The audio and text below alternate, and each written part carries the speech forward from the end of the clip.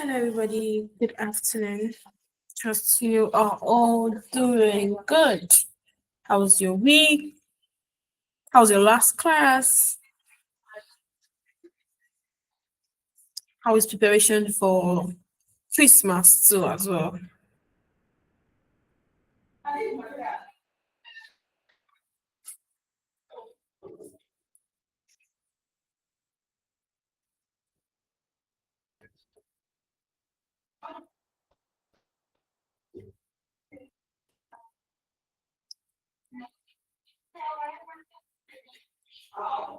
Are you going to talk to me?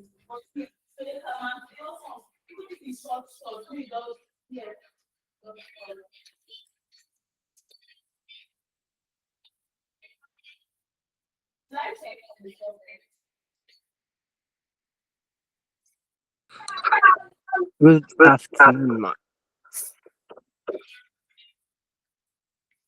Good afternoon. How are you doing? I'm fine, thank you. Hope you can hear me very well. Yeah, yeah. Loud Thank you as very well. much. Yeah, thank you very much. Yeah, I am fine. And what was the other question again? Preparation for December. Yes.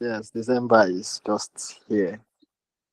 Anyway, I don't think there's no special preparation, anyways. But from for now, there's no special preparation. We'll just be watching.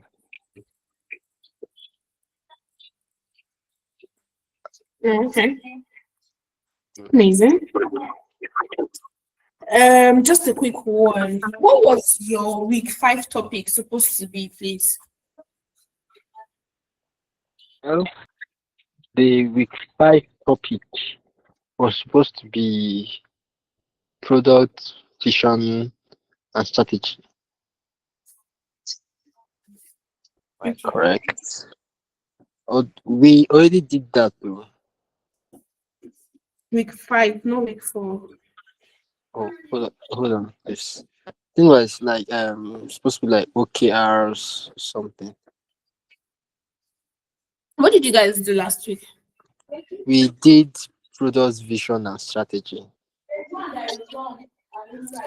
That's supposed to be that's week 4 now. Remember Yes, I we are was late. now week 5. Okay, product vision, OKR and road mapping. That's for week 4. Yeah. Then week 5 is defining objectives and key um defining objectives.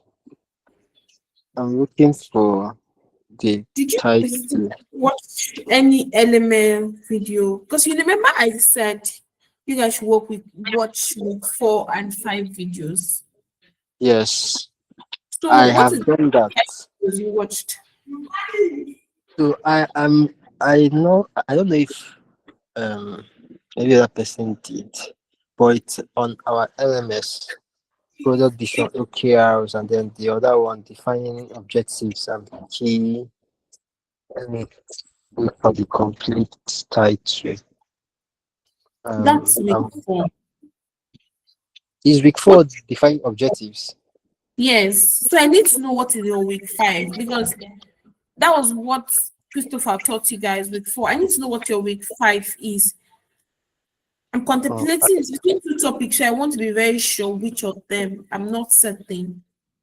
oh, I have no idea, honestly.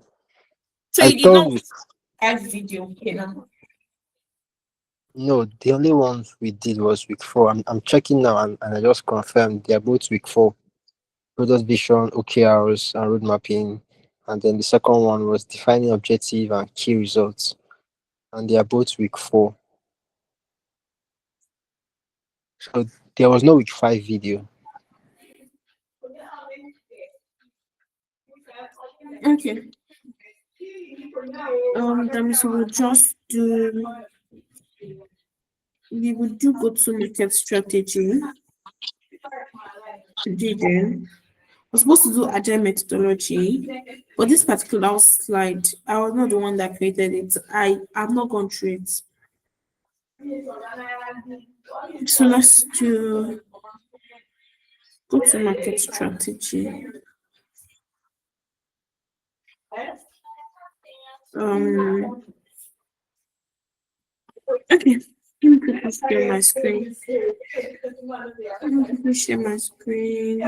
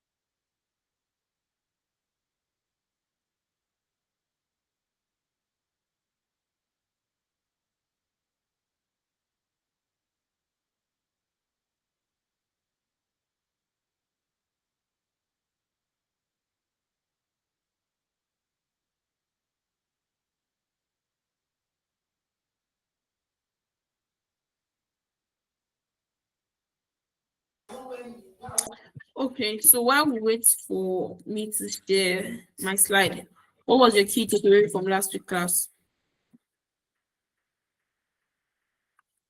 Your key takeaway from last week class. Okay, for me personally, the key takeaway from was the fact that we, the fact that we uh, how do I put it now?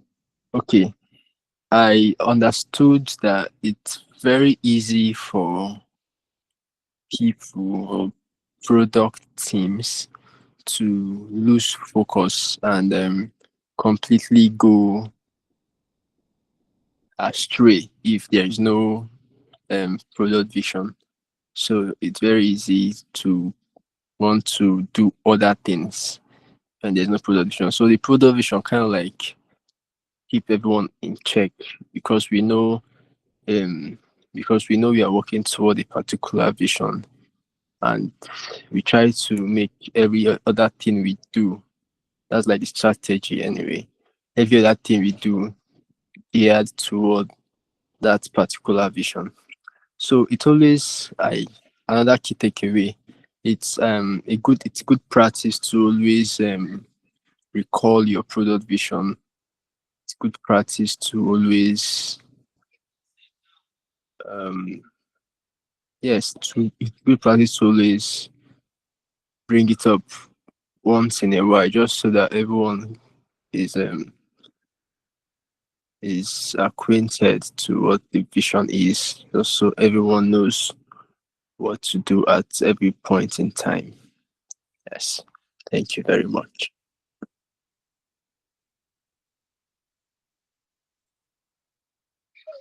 I was not speaking to myself.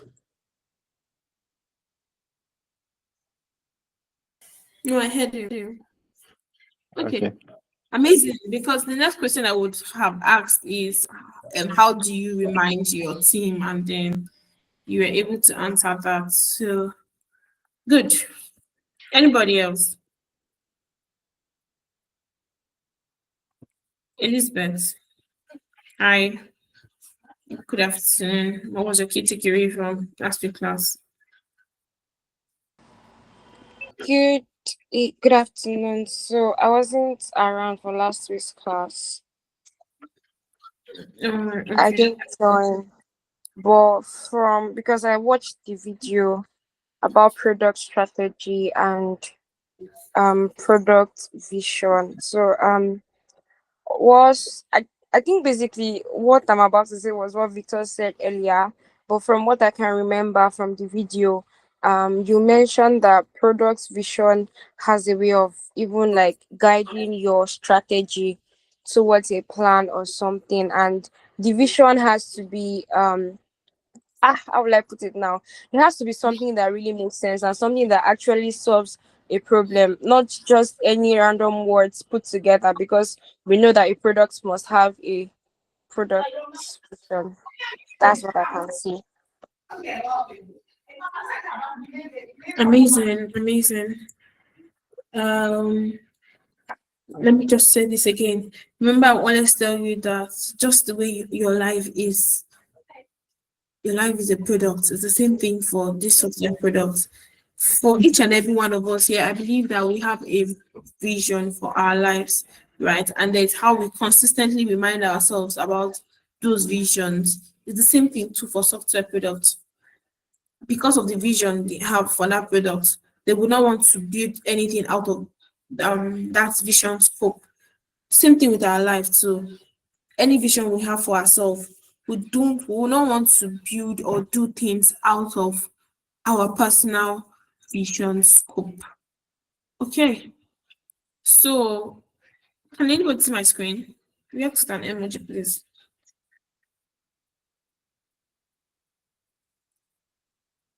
Can you see my screen?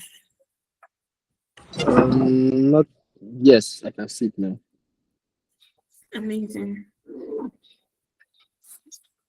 Okay. So this is week 6.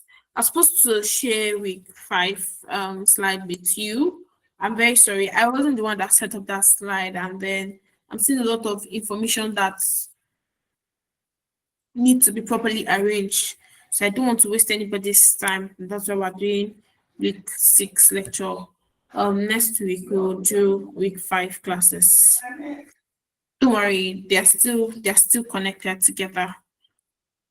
Okay, so week 6, so we're talking about the go-to-market strategy, growth, and product analytics. Because if you build all of these your products, you need to go and sell them in the market. You need to be able to advance your product. You need to be able to measure them, because if you don't measure them, you will not know exactly what you will not know how to grow, right? So you also have to measure them. So let's start with go-to-market strategy. Basically, go-to-market strategy is what are the strategies you would use to deliver these amazing products that you have used to solve problems? How would you deliver it to the market? That's what it just means, basically. Even entrepreneurs, when you sell products, when you want to start your business, you decide if you want to sell on TikTok, on Instagram, if you want to even do social media selling, or if you want to do um physical selling, right? Like you just want to have a shop, you don't want to build any online presence. It's the same thing for software products.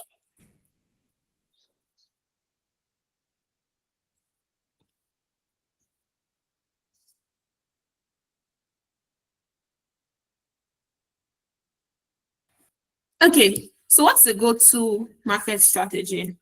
Basically, it's a structured action plan that defines how a company will introduce, market, and sell a product to their target audience. It ensures that the product reaches the right customers through the right channel at the right time.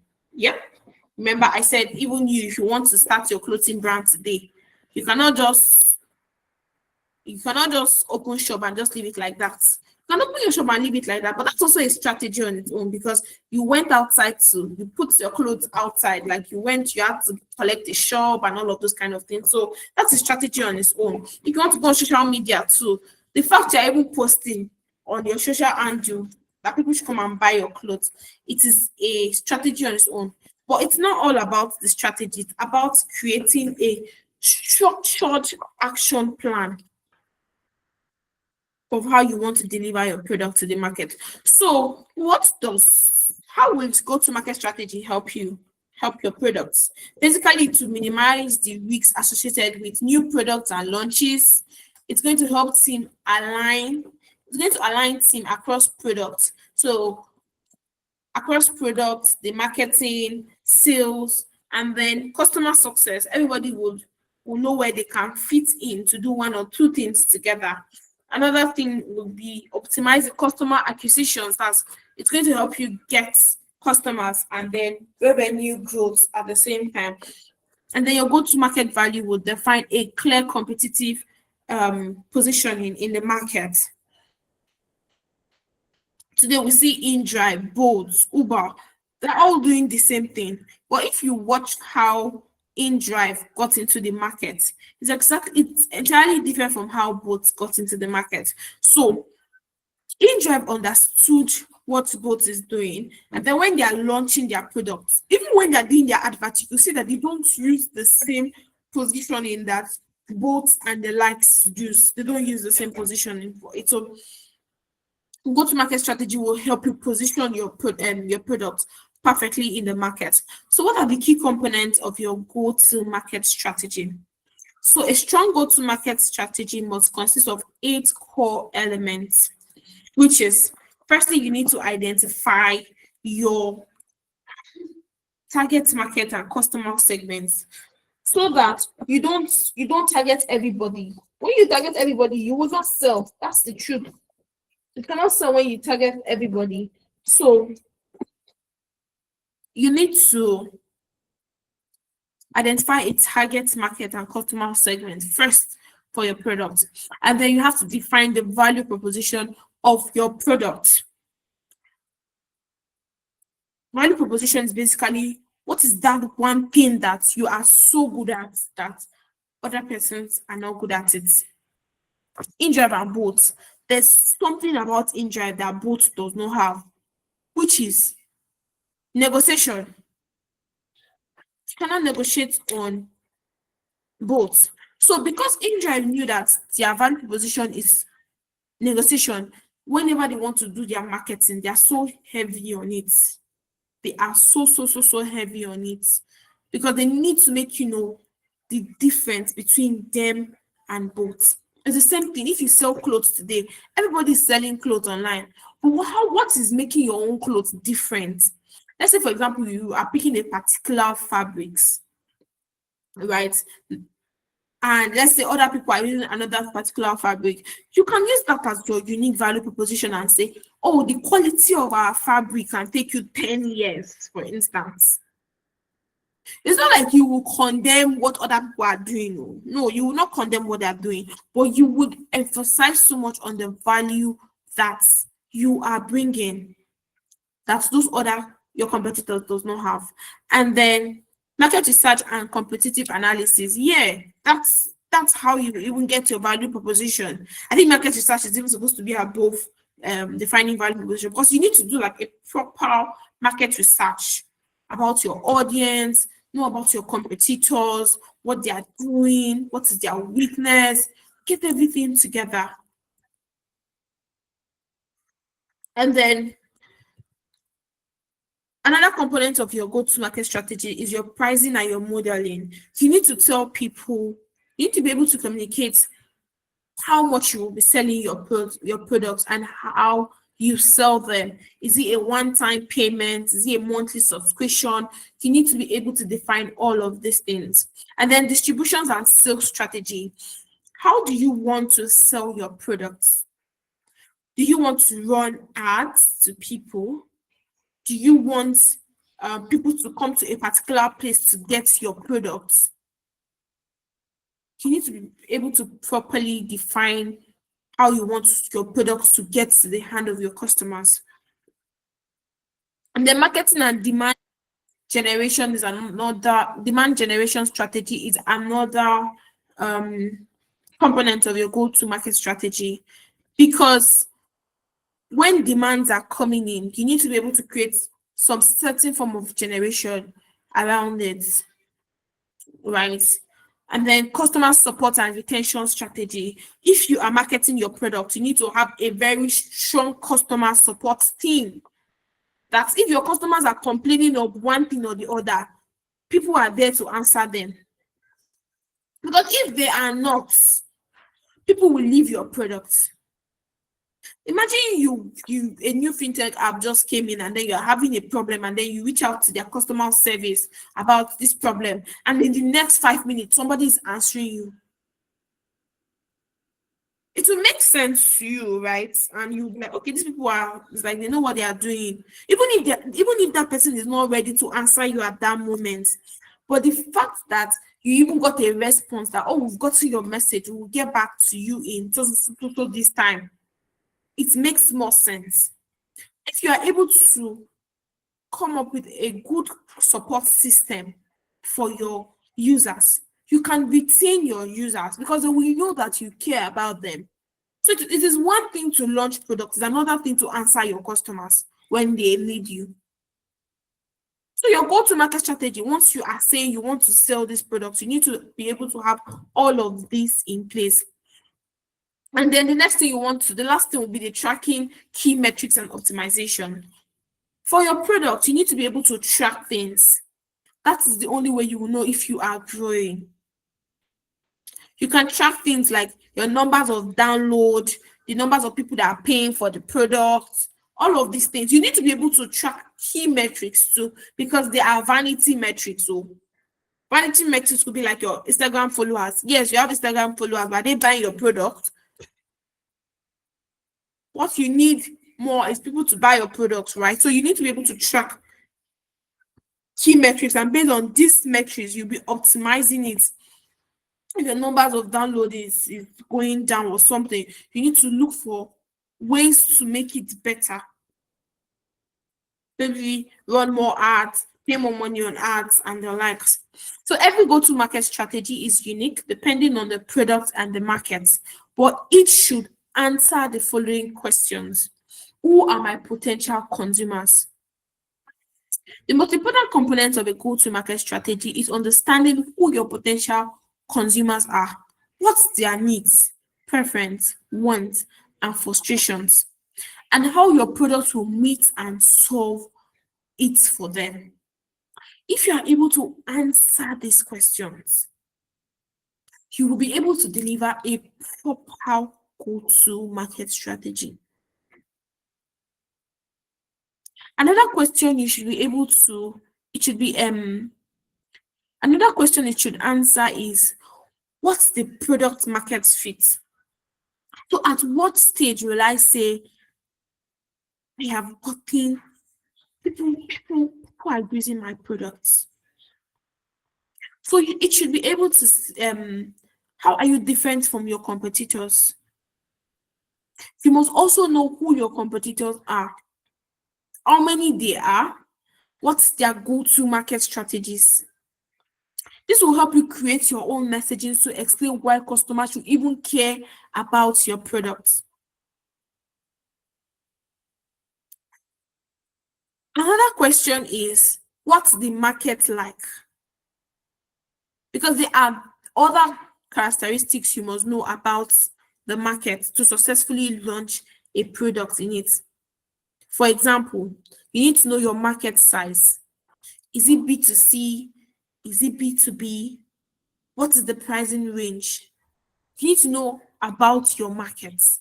You're going into the tech the mobility as a service industry. You need to know what is the size of this market. And if you want to know the size of a market, you make research, go online, ask Google. Thank God for AI models now. When you search on Google, I have perplexity because ChatGPT cannot give you this thing. Go away. ChatGPT cannot give you a detailed information about all of this research, but you can use perplexity. It will help you because it's going to bring out real facts for you in your result. Thank God. Go away. Sorry, my cats. So you need to know these things. How will your product be distributed? Another component of a go-to-market strategy is distribution. You should know what mediums you would use to sell your products. Do you want to use websites? Do you want to use apps? Do you want to use third-party distributors? Or you even want to use all of them? Do you want to sell online? Do you want it to be retail store? You need to be able to define how your products will be distributed. When will you launch your products? Because you should have a proper launching date, proper launching timing. The success of any product launch ends on timing. If you launch too late, for example, you may enter the market when it's oversaturated. That is why your go-to market strategy should include a timeline with clear milestone. There's some products that, for instance, now, some products it will make sense to launch them during Christmas period or close to Christmas period. If you go and launch them in June, it doesn't make any sense. Let's say you want to launch maybe an online a website that sells tickets for concerts. When is the best time to launch that kind of product?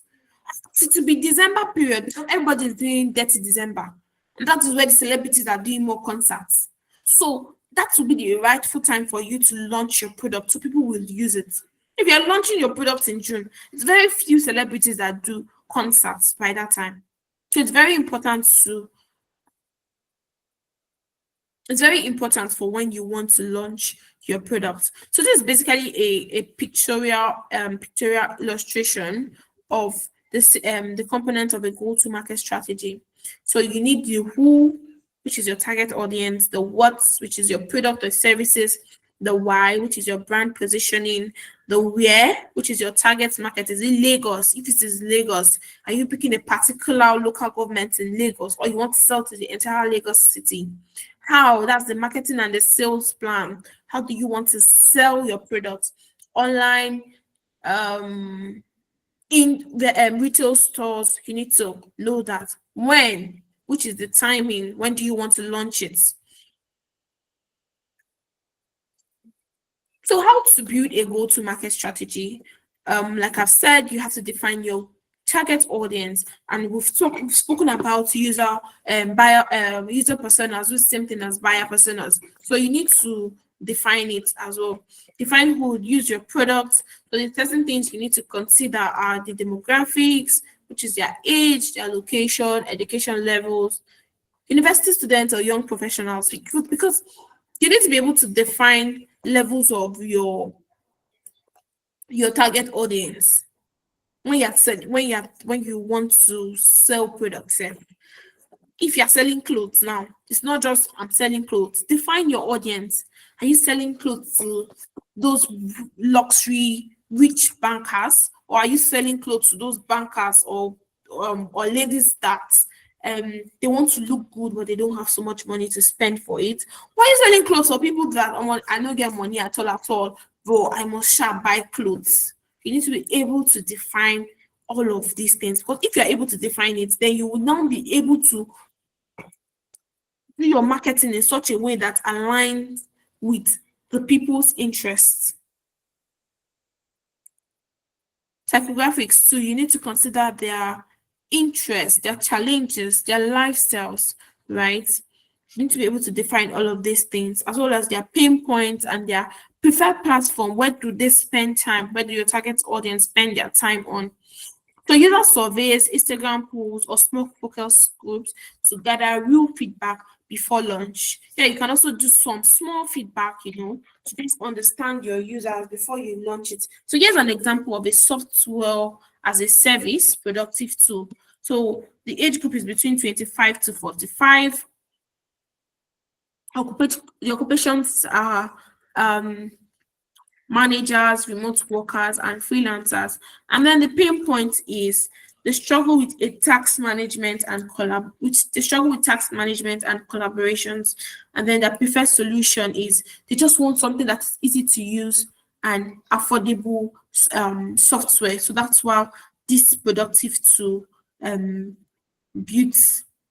That's why this productive tool basically what they will do is easy to use and affordable software for managers and remote worker who struggles with tax management and collaboration. I say go away. So another thing you want to do is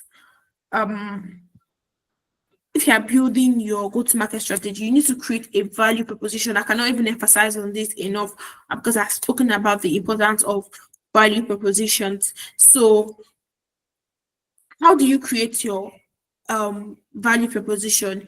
You need, it follows basically this framework, which is you need to state the problem, then the solution you are offering, and then the benefits. So problem will be, what challenges does your target audience face? This, like your value proposition statement or messaging will must have these three frameworks: the problem, what challenges does your audience face, how does your product solve it, and why they should even care about it.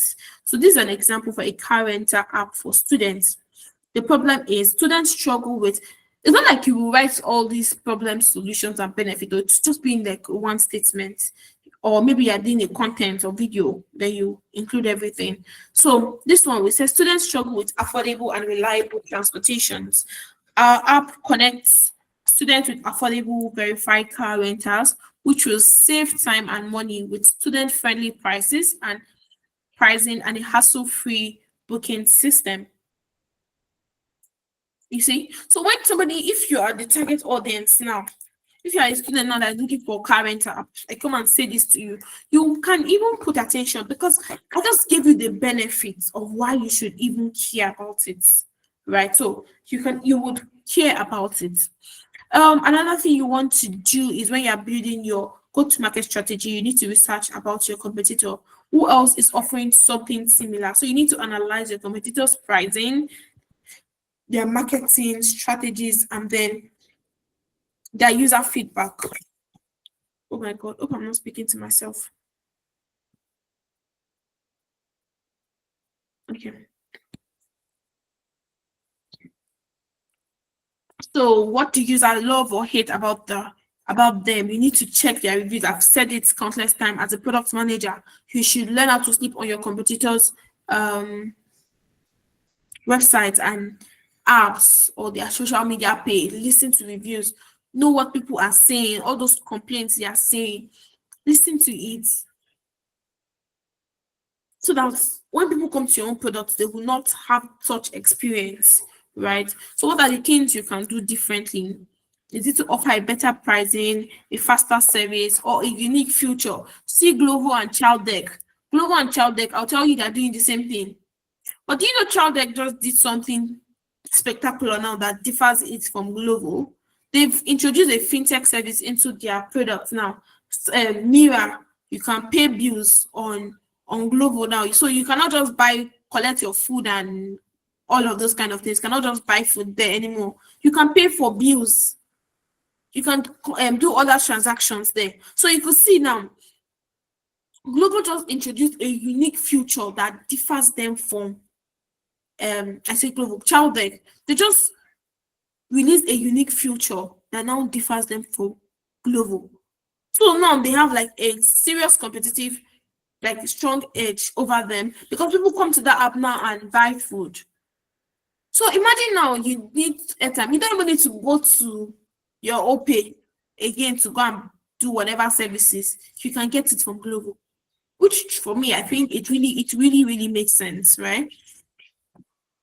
So actionable tips, you can use Google, social media, and review sites like G2, Trustpilot, Reddit to gather competitive insights.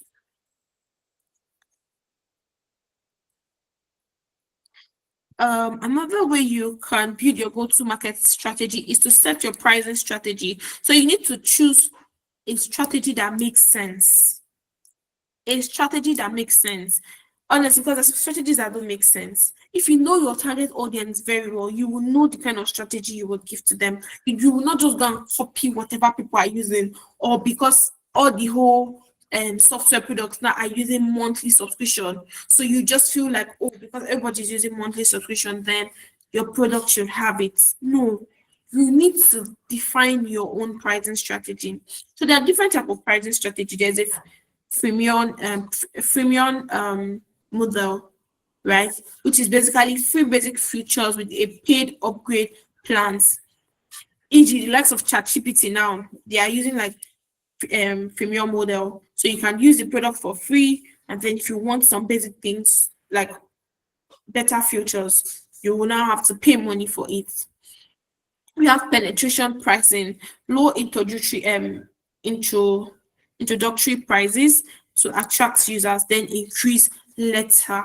And let me see which product have I used that did this, which product have I used. ChatGPT too, I think they did this, right? They were collecting 9,000 naira before, but now they now the way their model is now, there is now 7,000, and then the next one is it 31,000 or 21,000? Whereas what was there before was just 9,000 naira and another money. I cannot remember the other price. But now they have a 7,000, they have a 31,000 or 20, I think 31,000, and then a 299,000. So what they now did is that those people that are paying 9,000 naira, all those futures they were getting for 9,000 naira, it is now 31,000 naira. But they now feel okay, well, maybe they will say some people say they don't have that 31,000. They now lower the price. They now have a 7,000 naira plan. But your 7,000 naira cannot do everything for you. Because I did that subscription and then in my head, I was eyeing that 31,000 naira plan. So you can see this is a penetration price. You need to be very, very smart with your pricing strategy to get people, to get money from people, and people don't feel like you are cheating them. Because what ChatGPT just did right now is they just make you feel like, oh, still care about you. But it's a lie. Not like they don't care. They want to just make money. And then there's a competitive pricing. So price similar to your competitors, but add extra value, e.g. student discounts. I don't know if you've noticed some apps where you want to sign up and then they'll tell you if you are a student. I think Canva or Figma does that. If you are a student, if you use your student mail to sign up, then they will give you discounts. Discounts for it. As a product manager, you need to know your target audience very well before you set a pricing strategy. So let me quickly give you one instance too.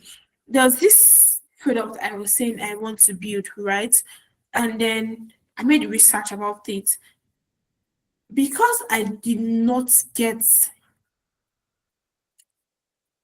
perfect idea, people, I loved the feedback I was getting. People wanted the product, but when it got to the money part, they were not ready to pay for it. Because I asked, would you be willing to pay for this product? And everybody was saying no, no, no, no, no, no, no, no, no. So the idea is nice, but it was not viable. So for me, what I wanted to do was maybe for that product, I was going to make it I needed to ask, okay, do you want it a monthly subscription? Do you want to say something? Cannot see your screen. Oh my God, sorry. I'm No. coming. Okay. Okay. So Thank you. you're welcome. So I asked the students that because the students is an edtech product. So I wanted to know if they wanted a monthly based subscription or they want to pay the money after every exam, like every semester, or they just want to get it every semester. And I cannot remember the third plan, but it's like a three different plan. It was a three different plan. But people were not even willing to pay in the first place. So whatever strategy I want to use to collect money, I just got weak. And then I had to pause. Because you need to even know if people want to even pay money in the first place. So now I started to think about how can I get money from people? So as a product manager, you need to know how you can get money from your audience. It's not just by putting price. How would they want to even pay that money? You need to know that. Because for some people, you can go and put this premium model, and whereas they just want a one-time payment for something, like a one-time service. They don't want to be using it consistently. So another point is to choose distributions and sales strategy. You need to know how you want to reach your customer, how you want to sell your products. So we have some common distribution models. We have direct sales, we have online marketplace, We have retail distributions. So Amazon and Etsy, they use online marketplace. The FCMG and FMCG and consumer goods, they use retail distribution. That's all this place you see there they sell Coke, right? And direct sales basically is all these things you do on your app. These are enterprise software as a service. So the key action for choosing your distributions and sales strategy is to set up a sales awareness funnel. A sales funnel. There's something called sales funnel, right? Look at like your normal funnel, the top is what? The awareness. Everybody, you want people to be aware about your product. And then it goes down to the interest. Certain people that will be aware of your product is not everybody that will be interested in your product. It goes down again, which is the decision. People that will have interest in your product is not everybody that will make that decision. And then it goes down to action, which is purchasing. People that will make decision is not all of them that will come to action, but at least you were able to get action. Users that got to the action stage. So you need to create sales awareness for your product. And then you need to define a strategy, a partner strategy. Do you want to use affiliates or distributors? If you've watched all these comedians like Tauma, Davido and Whiskey, they'll tell you when they're if Davido is doing a 1x this thing now, it's not once he's doing that is adverts. He's always saying something, use my code to do this. Those are partner strategy. Davido is an affiliate marketer to 1x bets. So you need to decide how do you want to distribute your products to as well. Aside from sales funnel, do you want to develop strategy? Do you want content creator to also advertise your products? Because once they advertise your products, they'll be able to reach your customers. And then the next one is to build a simple marketing plan. So you need to have a content marketing, TikTok, Instagram Reels, YouTube Shorts, all of these, you can use them for awareness. And then you can use your SEO and blogging to target search queries relevant to students. For example, if you go on Instagram now and you see you want to buy clothes, for example, you now search female clothes, there's some certain people that will come up. It's not like you search their brand names just because of it's you type female clothes. So it's the SEO that targets like your search queries to bring out relevant people that are selling those female clothes.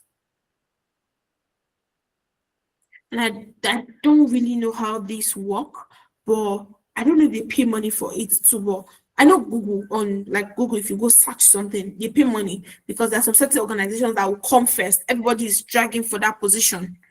So the more money you pay, the more you would appear at the top when somebody search for relevant information that relates to your product.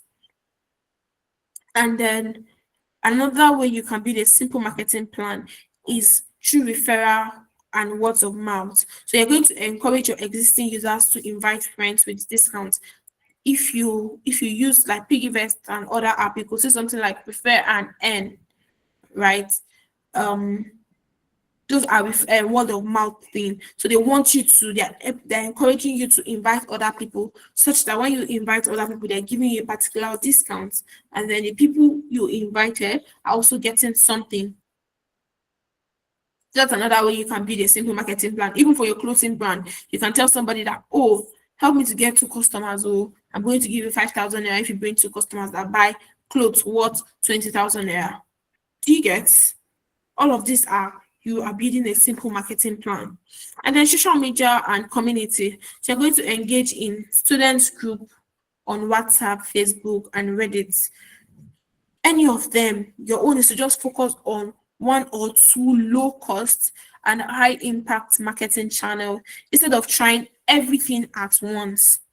You can use these are ways you can market your product, but you cannot use everything at once, right? So just decide on whichever one works for you and the one that is not too expensive one, and then it has a very high impact to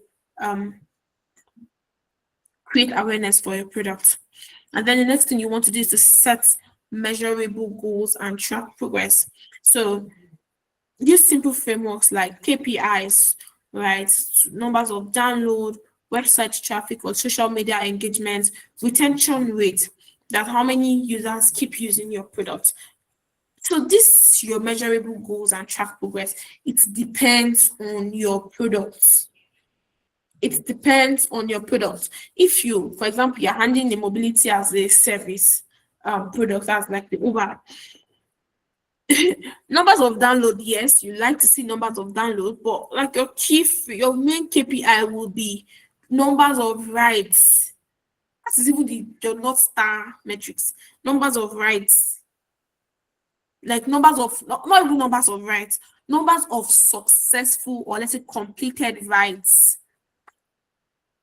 That's like very important. So you need to be able to track all of these and then measure goal. You can set target and say, okay, in November we want to get in Lagos alone, we want to get 500 numbers of completed rides.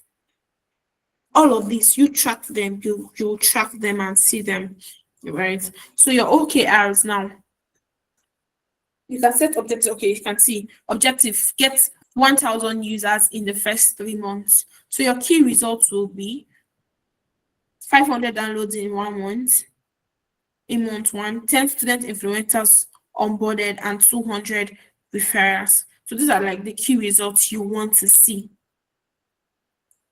So use Google Analytics, social media and insight, and customer feedback to track progress. So this is just a go-to-market strategy template table you can use, because I know sometimes it can be very overwhelming to start to pick up this information. So you can just use this table, fill up this information for each section, just fill up the information, answer questions. What are your business objectives? What are your target markets? Just list your target market here, your target customers, you list them, your differentiated offerings, that's your unique value proposition, what make you different from the rest, and then what channels you want to use. Marketing strategies, you write them there, your key metrics, and then your key success factors, you write everything here. And then voila, you're good to go. At least you know you have direction, right? So identifying your target market, it is one thing to create a go-to-market strategy plan. It's another thing to even know who are the people you want to go and meet with these products. And so that's why we want to talk about identifying your target market. So are you guys following me at all? Are you really understanding? Am I speaking too fast? Is the words digging inside your brain? Are you understanding? Please react an emoji, please. Any questions so far?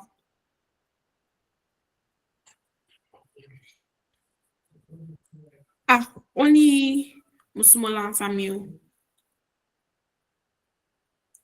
Thank you. So I can continue, Abby. Okay, good.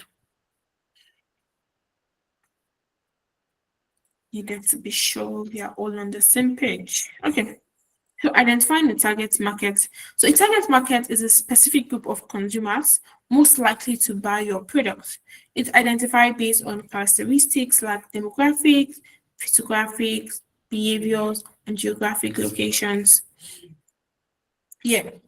It is one thing to have a product, it is one thing to know who you will be selling it to. So how do you even identify the people you want to sell your products to? Firstly, you need to be able to define your product purpose. What problem does your product solve? Who will benefit from it the most? What needs or desire does it fulfill in the first place? You need to be able to define all of these things. Once you're able to define your product purpose, you will now conduct a research. This was very good to do user research, because when you do user research now, you would have answered these questions, right? You will not need to build products first before you are now answering these questions. Okay, so once you've been able to define your product purpose, the next thing you want to do is conduct a market research. So this market research will involve maybe survey, interviews, focus group, or usability testing. So usability testing is basically you call people to come and use your product before you even launch it, so that people will give you feedback, and then you fix that feedback before you launch it to the market. So you can do secondary research too, which is your competitors analysis, industry reports, and social media trends. And then another research you would want to do is to do your user persona, create a profile for your RD customers. So all of these things, basically, if you follow how we have been like taking these our classes, you can see all of this. You would have done them before now, so they are properly defined.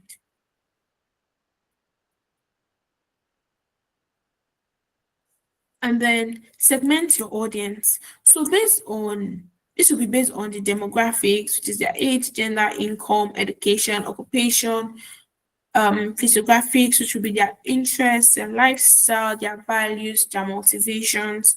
Because what will motivate somebody that is 25 years old will be entirely different from what will motivate somebody that is in his 40s, right? So you need to be able to segment all of these things, their behavioral data, their purchase history, their brand interactions, their product users. So see these purchase history things, there's how you will segment your users from it. Um, I give example one day about PiggyVest, where I said they sent me one particular notification about don't use your money to buy shawarma or something something. I saw that notification. I picked up my mom's phone and I did not get that notification on my mom's phone. So you could see that PiggyVest do not generalize all their notification. They are segmenting their audience because they know that with this my current age, that is one way. That's one way I can spend my money. Small thing I can go and buy shawarma. For somebody like my mom now, she cannot use her money and go and buy shawarma. So if they send that kind of notification for her, it will not even make sense. So it's very important to be able to segment your audience. So once you're able to segment your audience, you will know what you want to present to each of these segments of your audience. And then validate your target market. So you can use A/B testing, analytics, and customer feedback to confirm your assumptions. Um, the Netflix we are all using today, they conducted A/B testing before they picked what this current interface. They had two different interfaces and they allowed people to use it. The one people were using most, because, and let me tell you one thing about A/B testing. I can be in screen A, and Mosumola will be in screen B. But Mosumola will not know that I'm using screen A. And I will also not know that Mosumola is using screen B. So how do they not know the one to pick? The ones that they will not the one to pick when the user is able to perform an action immediately. So let's say they want me and Mosumola to watch a movie, and in 5 seconds I've been able to play the movie. But if Mosumola is taking 10, 20 seconds before she gets to watch that movie, like those segments, those group of people are taking up to 10, 20 seconds to watch that movie, they will not use that design. They would use they will not use this screen B, they will use screen A, because we are performing the action quickly. And that's why you get to see all of a sudden that Musomola's screen will just update. I saw something on Instagram. The where they keep their messaging it has changed. It's no longer at the top anymore. It's at the bottom. And then I uninstalled my app and then I installed it again. When I installed that app, I saw that messaging went up. It was no longer at the bottom. I said I was going to do the experiment and maybe do a content around it. But this morning I woke up again. I did not see, it was not the message, like that message icon was no longer at the top. It has gone down. And in my head I was like, oh shit, I would have just done that thing yesterday night to do this content. So you see, like they watch all of these, the way you interact. People, this tech people, people in the tech industry, yeah, certain people that watch how you interact with the app, and then based on how you interact with this app, they create like better user experience for you. So you can analyze competitors, right? Who are they targeting? What gap exists in the market? You can use it to validate your target market. Like Bolt now. I work in the mobility as a service industry. One thing I'm always looking at is, are Bolt targeting? What age range are they targeting? I don't need to start thinking with my head. Once the fact that I know who bots are targeting, I draw them to my own products, even if we are offering different things. But the way my product is, anybody that likes bots, then there are some set of people that will like my own products because we are offering similar things. So you can use tools like Google Analytics, Facebook, audience insights, and customer surveys to redefine your target market. So creating a strong value proposition, like I said, is a clear statement that explains how your product solves a problem, delivers benefit, and why customers should choose it over your competitors. So what are the key elements of your value propositions? Your target audience, who are you helping? Your problems and pain points, what issue does your product solve? Your unique benefits, what does your product how does your product improve their lives? And then you can also add a differentiation to it. What makes your product better than your competitors' product? It's not like you go and tell on your when you're writing your competitors and your value proposition messaging. It's not like you now say we are better than both because of, no, please, we're not doing that here. There's just unlike, that is how you just separate them. You don't put the particular product's name there. You just use the word unlike. So that unlike is the rest of them. Details. Um this is a detailed information of how to create a value proposition. You first need to identify your core problems, which is your core problems that your product solve, which is this for example, a meal planning app solves the problem of unhealthy eating due to lack of time. So you now list the functional and emotional benefits. So the functional could be saves you 10 hours a week by automating meal planning. And then the emotional benefits would be feel healthier and make stress free with easy meal prep.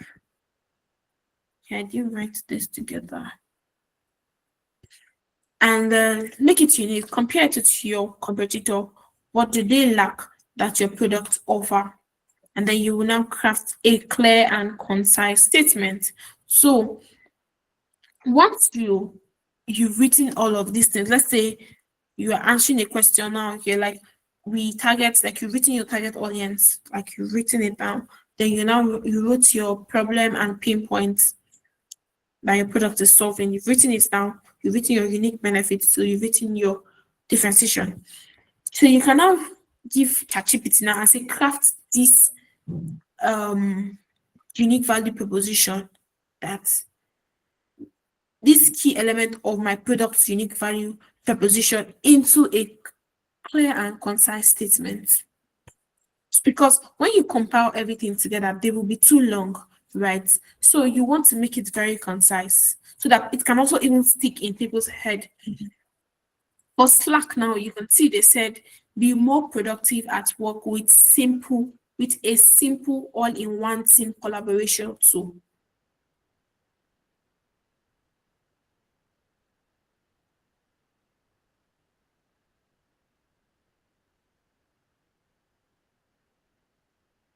For Tesla, they said sustainable high performance.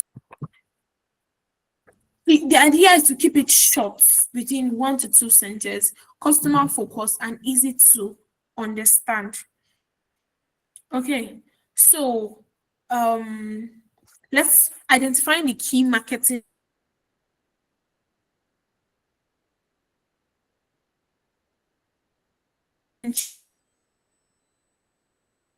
So choosing the right channels ensures effective communication and customer acquisition.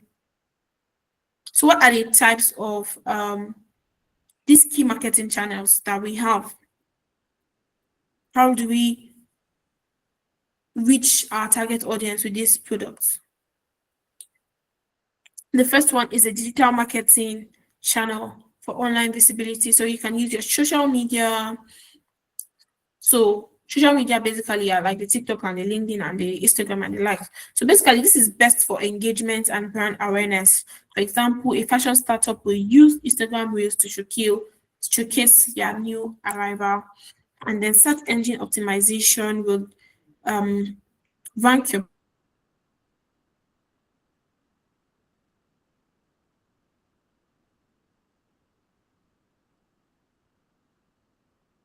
Google searches, right?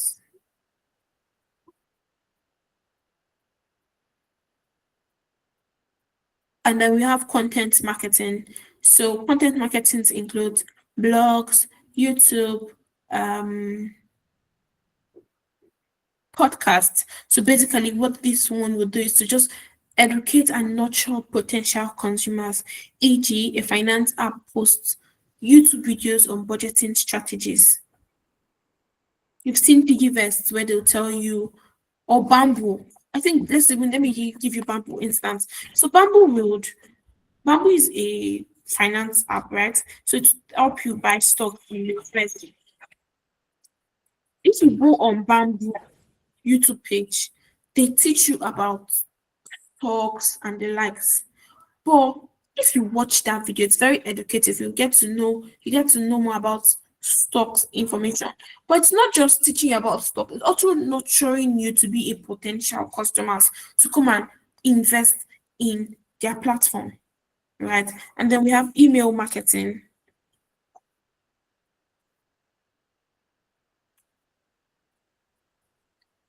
We have email marketing. So email marketing is going to build relationships through newsletters and promotion, e.g., e-commerce brands send personalized discount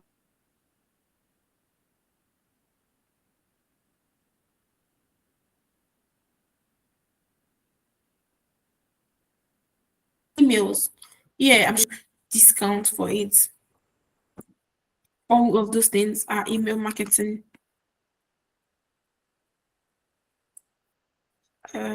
Sorry, please. They want to try to get data.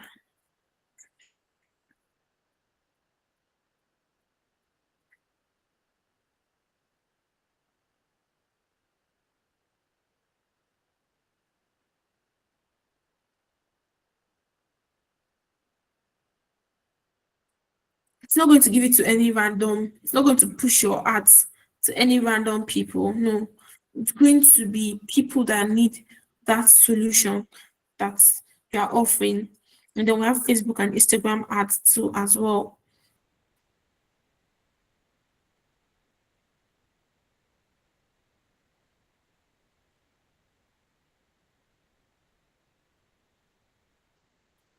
Product endorsements, all these what is all those TikTok people's names? All those TikTok people with 10K, 15K, 100K followers and the likes, they do influencer marketing. They're not big celebrities, but at least they have some level of followers, so they can market the they act as a source of marketing channel. So a skincare brand partner with TikTok influencers for product review. Now you can see them, they'll make videos like, oh, this product I used it did this, it did that. If you want some, you can. They are literally selling the product. And then we have offline marketing channel for local and trust-based engagement. So this would be, let's say, networking and events such as conference, expos, meetups, and the likes. So a B2B software company will showcase its product at a tech expo. And then we have print flyers. if you've gone to all these events now, you see they will use um maybe on their LED screens, you can just be seeing different products and the likes. So all of those things are offline marketing channels. Print media, when somebody prints flyers and they like, and then TV and radios, they all fall into offline marketing channels. So TV and radios are they are very, very effective for mass awareness, right?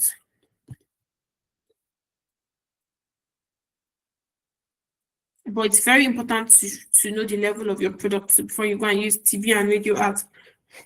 If you're a product like mobility as a service startup now, that you know that you just want to validate your idea, and you know that for you to launch a mobility as a service product, you have to pay Lagos government 25 million naira first, and you've not even gotten customer. You went to go and be using TV and radio advertisement. They will know that your product is existing.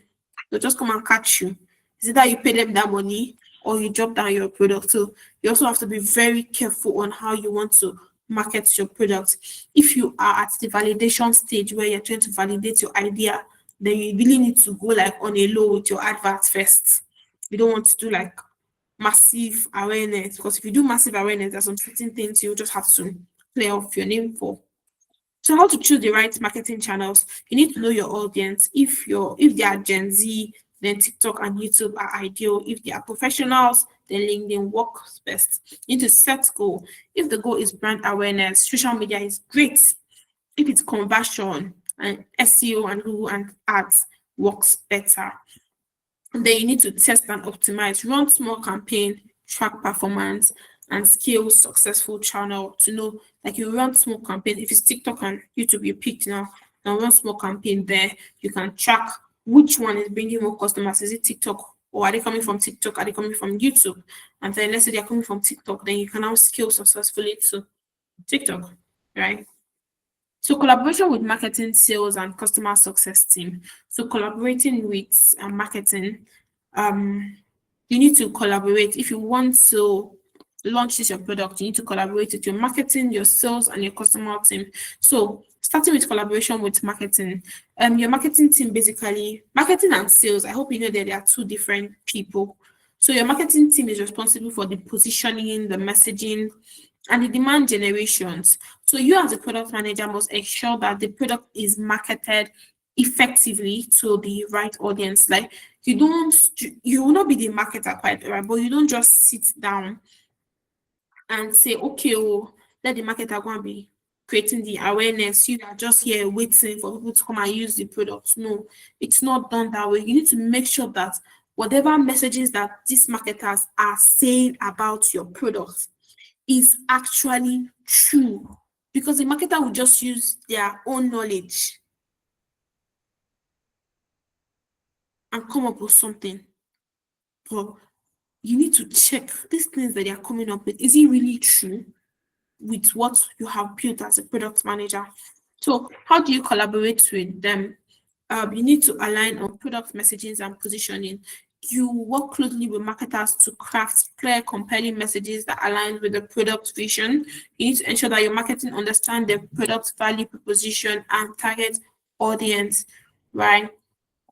I know the market in cases like this, so marketers will think maybe you are teaching them that work. Or what you can just do is you allow them do their thing, and then when they are done, before they launch, you can just say, "Oh, please, can I see what these people are working on? Can I see the write-ups they have on all of these things?" It's as simple as that. So you just read through them. Or maybe they miss something and be like, "Oh, sorry, oh, this thing is not supposed to be like this. It's not supposed to be like this. Let's do it this way." Why? Because you need to back it up with data too. Don't just like don't look like you're commanding them, and they understand, and then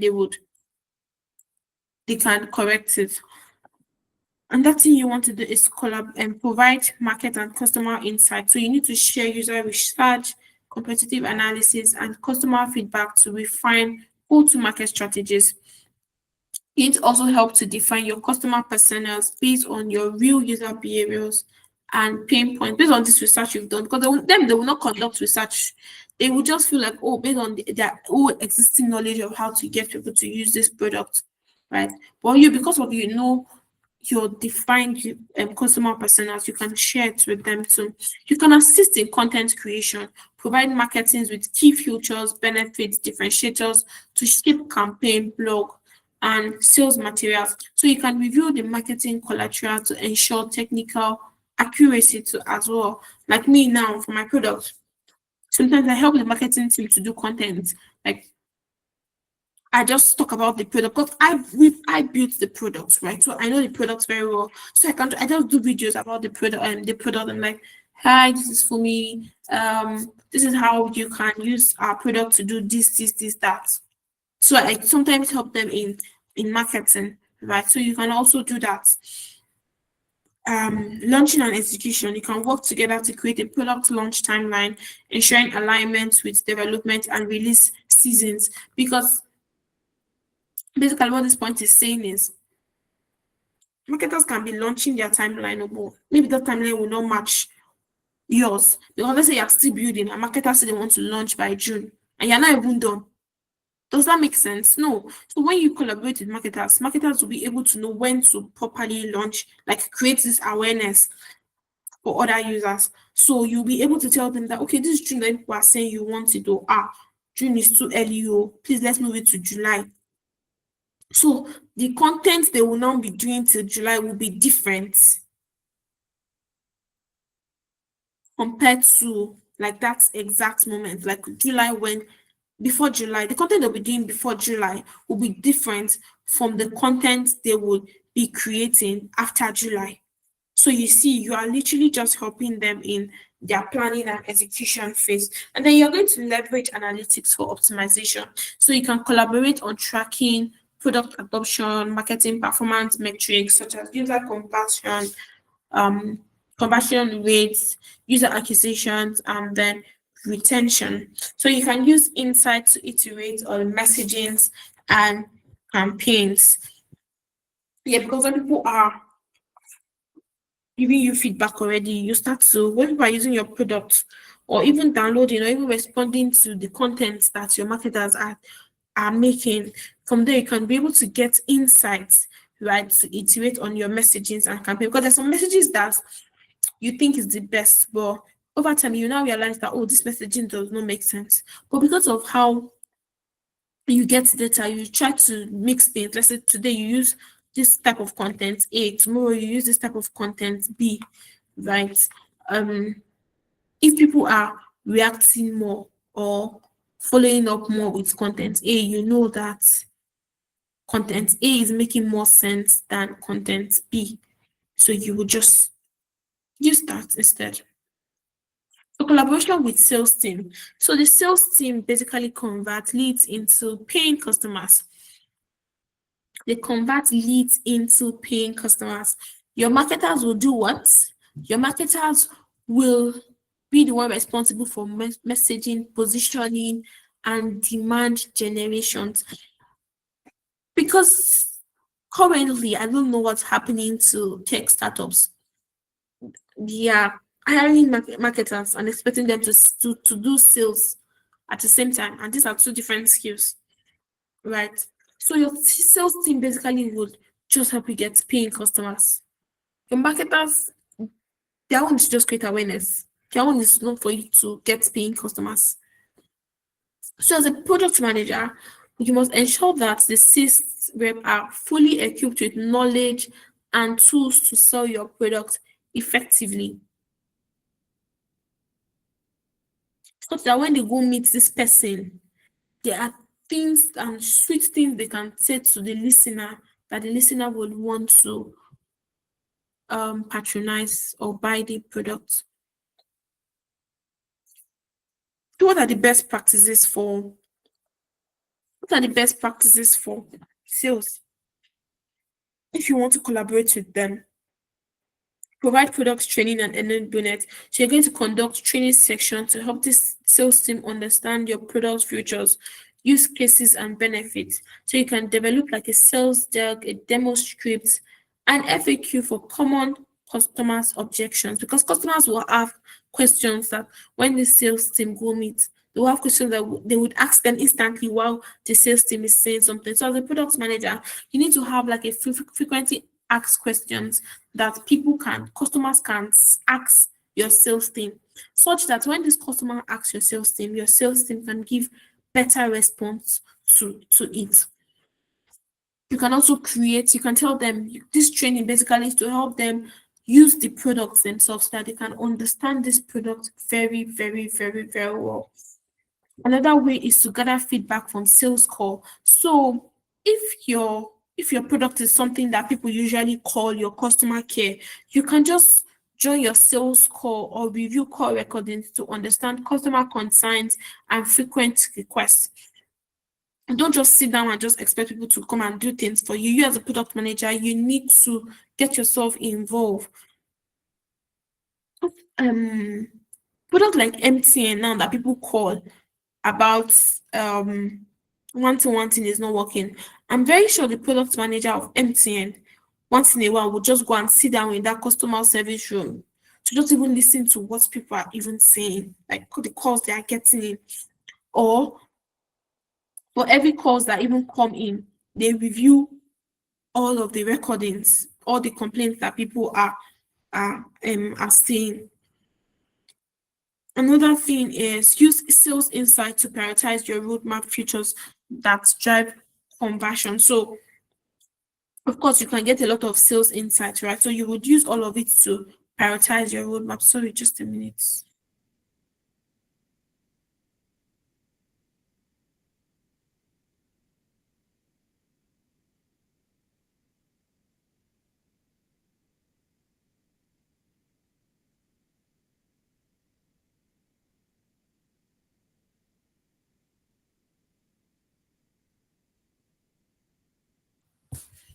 Sorry, please. Okay. Another way you can collaborate with them is refine pricings and packaging. So you can collaborate on pricing models that align with customer needs and market demands. So ensure sales team understand pricing structures and can articulate the value proposition effectively. Um, Trying to think of one product. Okay, let me just use ChatGPT. So ChatGPT now, this new pricing model, I'm very sure before they came up with this new pricing model, I'm very sure the product manager collaborated with the sales team, and the sales team gave them a lot of insight that they needed to know, right? And that's how they were able to come up with this current one they were using. Because the sales team made them understand that if you use 31,000 and that's 209,000, a lot of people will drop. So because we don't want a lot of people to drop, what if we do not do 9,000? We now even drop the price lower to 7,000. Like all of this communication is going to happen, right? So a product manager cannot do it on their own. They need like sales to also help them in pricing structures, and then support large deals and enterprise sales. So you need to work closely with your sales to customize product solution for high value clients, right? You need to be able to work with them very well because there's some customers that are like more high value, like ChatGPT number has this 299K plan. Their special customer support team that answer those kind of people. You will not even want to fuck up because those are your VIP customers, right? And then you can assist in any technical discussions to address customer specific requests. So another thing is to ensure alignment to the customer journey. So they're going to map out sales touch points to the user journey to provide a seamless transition from prospect to customers. You need to make sure that every touch point of your user journey, it is effective, like you're not having anything that is blocking it. It is seamless for the sales team to be able to convert prospects to customer. Then you need to use insights from customers to refine your onboarding and product adoption strategy, because it's your sales team that would know a lot of information. Also, people that sell Coke now and Merinda, all these dealers, the sales team when they go sell to the distributors, distributors could start giving them some particular insights, right? This sales team will take it to the team. Oh, this is the feedback we got from some of our customers. They don't like how if they open the coke, the thing which is at the top, maybe they want it at the bottom. Because see, if a lot of people say they want it at the bottom, for instance, the product manager now will now go back to her team. Like, okay, oh, this thing I'll put at the top for this place we put this bottle, like the crown, that's at the top. Let's put it at the bottom because customers are saying they want it at the bottom. So you can see it's the insight from your sales team now that you're not able to refine how your customer would use the product. This new method you want to use the product. So collaborations with your customer support team. So your customer support ensure that users achieve their desired outcome with the product.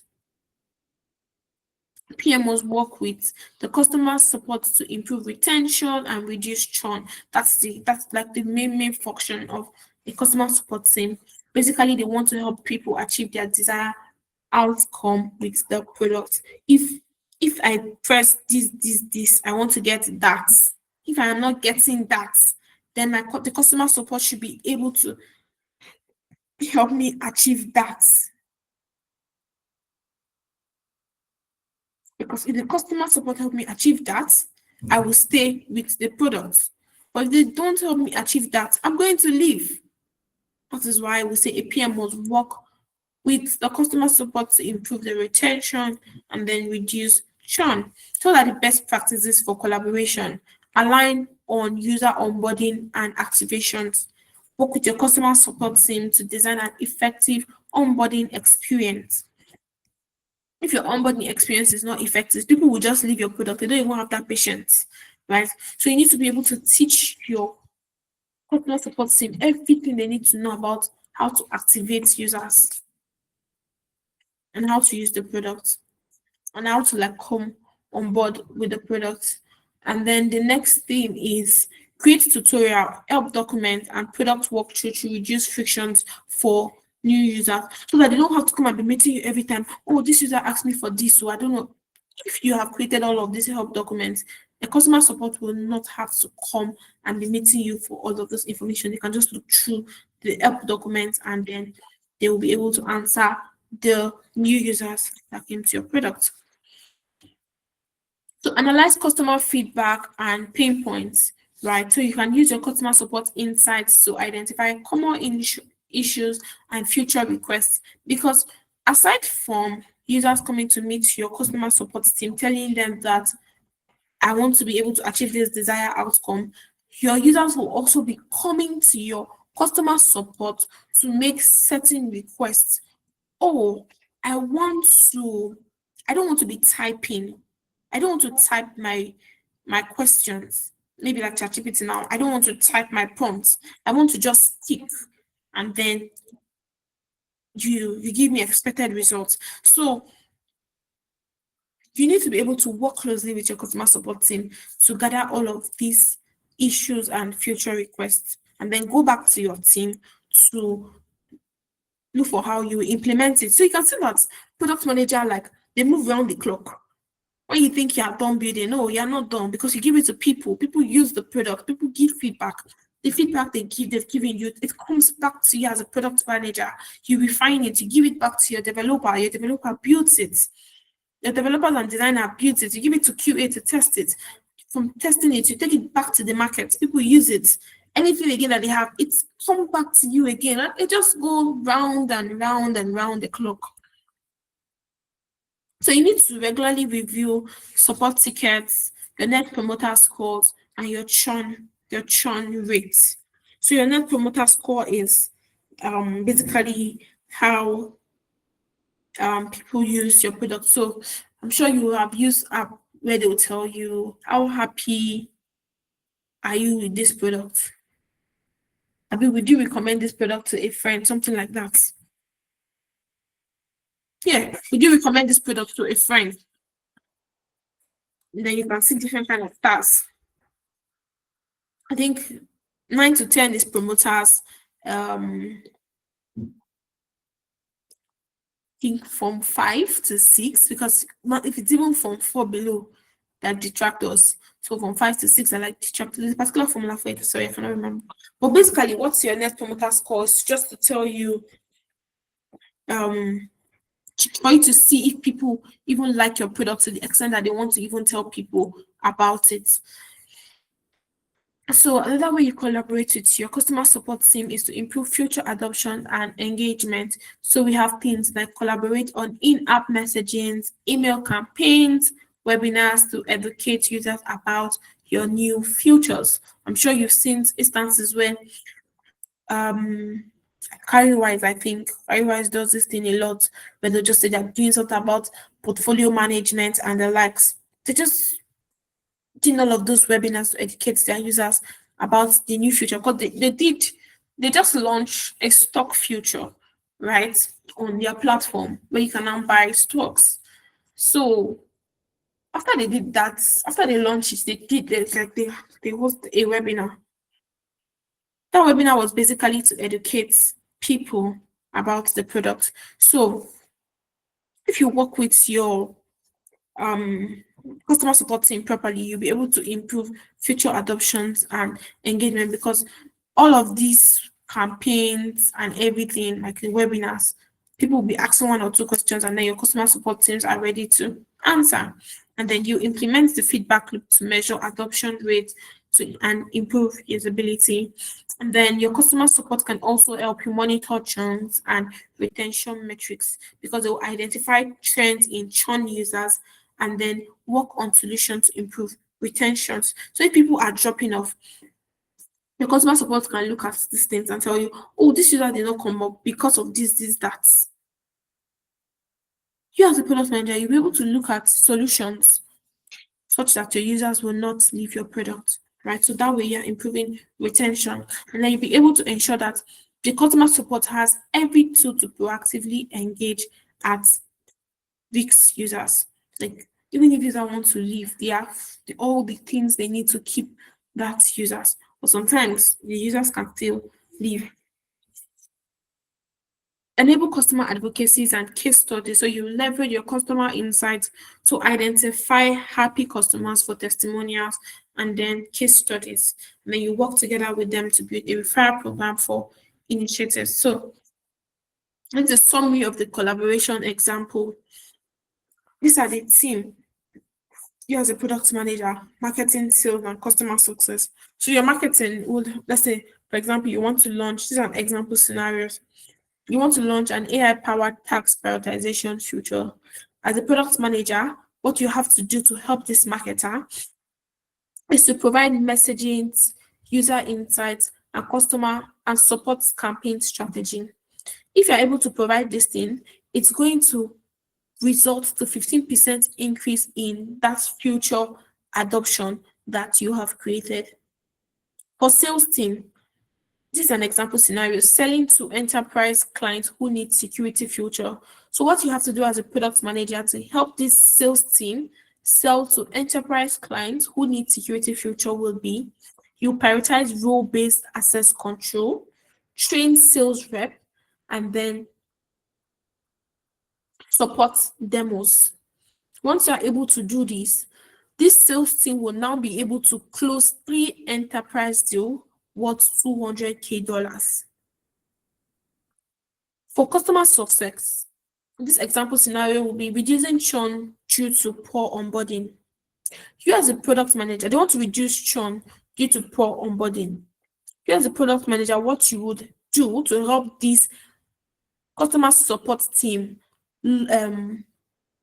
onboard users will be improve onboarding tutorials and track the engagement of how they are onboarding.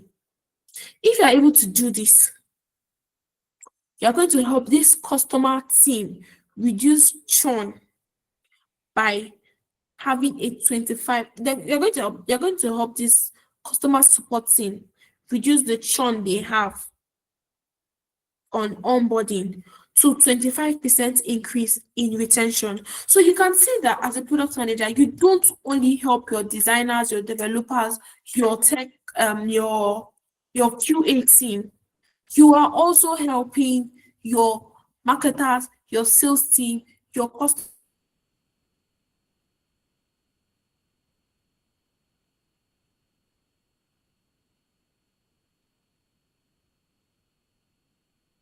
success to get amazing out.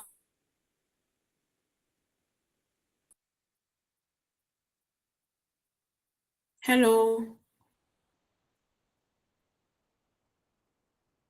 Yeah, well with you. Any question before we proceed, please? Any question Yeah, before? concerning the marketing and sales team, for me, I think you said there are two distinct departments entirely, but where I'm working currently, they work together most times, and sometimes we don't fulfill the presence of the marketing team itself because we do more of sales teams. So I don't know Okay. why is it Okay. so. Okay. Firstly, you need to understand that we are Nigerians, and in Nigeria, they will merge a particular team to another team. Like we are always doing two in one job. I hope you know that first. I Yeah, hope you yeah, to understand. cut costs. Yeah, yep, yep. Okay. But if we were to look at it like in the real world sense, sales and marketing, they are two different roles. Yeah, they work together, but they are two different things. It's just like product manager and project manager. They are Okay. two different set of people, but mostly people interchange them, but we are not the same people. Marketers basically would just they will create awareness for that product. And then the sales team basically their job is to get paying customers. That's like the lowest layman English I can use for you right now. So marketers will do all of this awareness about social media adverts, social media ads, come and use our products. They create every awareness a user needs to know about a product. But they might not necessarily tell you, come and buy our product though. They will not tell you that. They will just keep telling you about the benefits of the product, know about the product. But a sales team, when a sales team is talking to you, Yeah. they are going straight to the point of this is our product. Come and buy it. This is what it's going to do for you. Like they will just be doing everything in their power to convince you to bring money to like pay for it. And that's why we spoke about the different marketing channels. So there are different kind of marketing channels. There's some particular marketing channels that you don't need to talk to users directly to get the money from them. Because let's say for example your ads now online, it's like a two-in-one thing. Yeah, people are aware about the product and then they are paying for it because they will buy. But for like retail distributions now, like offline marketing and let's say retail, all of these retail distributions, the marketers will just do their own online, and then it is the salesperson that will now be coming to all those distributors. And let me give you Coca-Cola now as an instance. Let's say there's a new type of swabs swabs that is available in the market. Um, this sales team, these marketers will have advertised it. All of us will have seen it online. But it's the salesperson now that will come to the distributor and say, okay, oh, we don't launch another new swab, so come and buy. Or they will even bring it and say buy. So you can see that they're like two different people, Kingsley.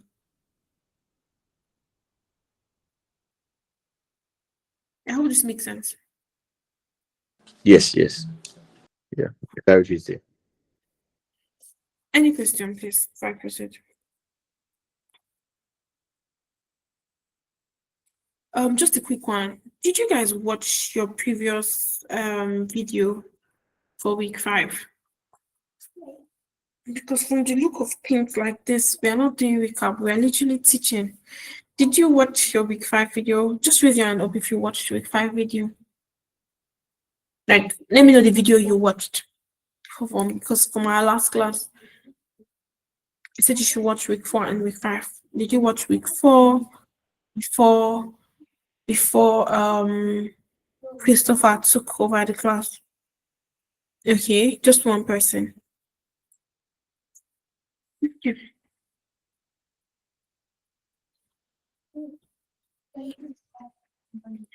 So product-led growth. Do anybody have you heard of the word product-led growth? Anybody have you heard of the word product-led growth?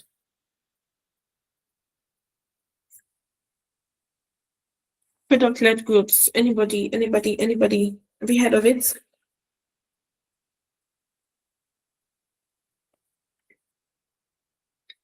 Yeah, yeah. If you've not heard of it, just give me a thumbs down emoji. Please don't leave me hanging. That will save time. And I will even know if you are listening to me safe in the first place.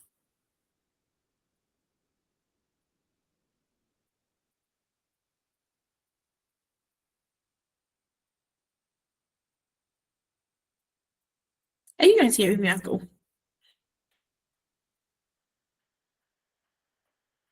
The thumbs down. Okay, you're hearing me. Good. My question is, have you heard of the word product-led growth? What do you know? What do you understand by product-led growth? If you've not heard of it, just react with a thumbs down emoji. Okay, Musumela says she has not. Adiola says she hasn't. Adiola Elizabeth. Oh, there are two Adiola here. Adiola Oluwakemi. This is the first time I'm seeing you in my class. So, Adiola. Hi, good afternoon. Adiola Oluwakemi. Adenola Oluwakemi Adenola. Okay, Adenola. Oh, it's N. Oh, okay. Yes. And this is not my first time in class. Ah, Yes. okay, good afternoon. Okay, hello. Yeah, I can hear you. Just like, Okay, should I go on? yeah, please go ahead. The idea of product-led growth is just like the product itself giving its own value to the user. Like user can actually adopt the product itself and share it. Oh, good. Amazing. Anybody else? Thank you, Kinsley. That's a very good response.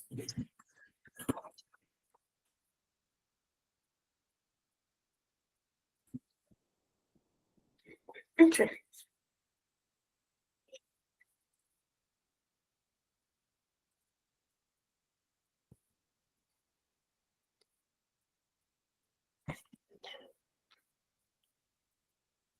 So a product-led growth is a business strategy where the product itself drive customer acquisitions, the conversion rates, the retention, and then the expansion.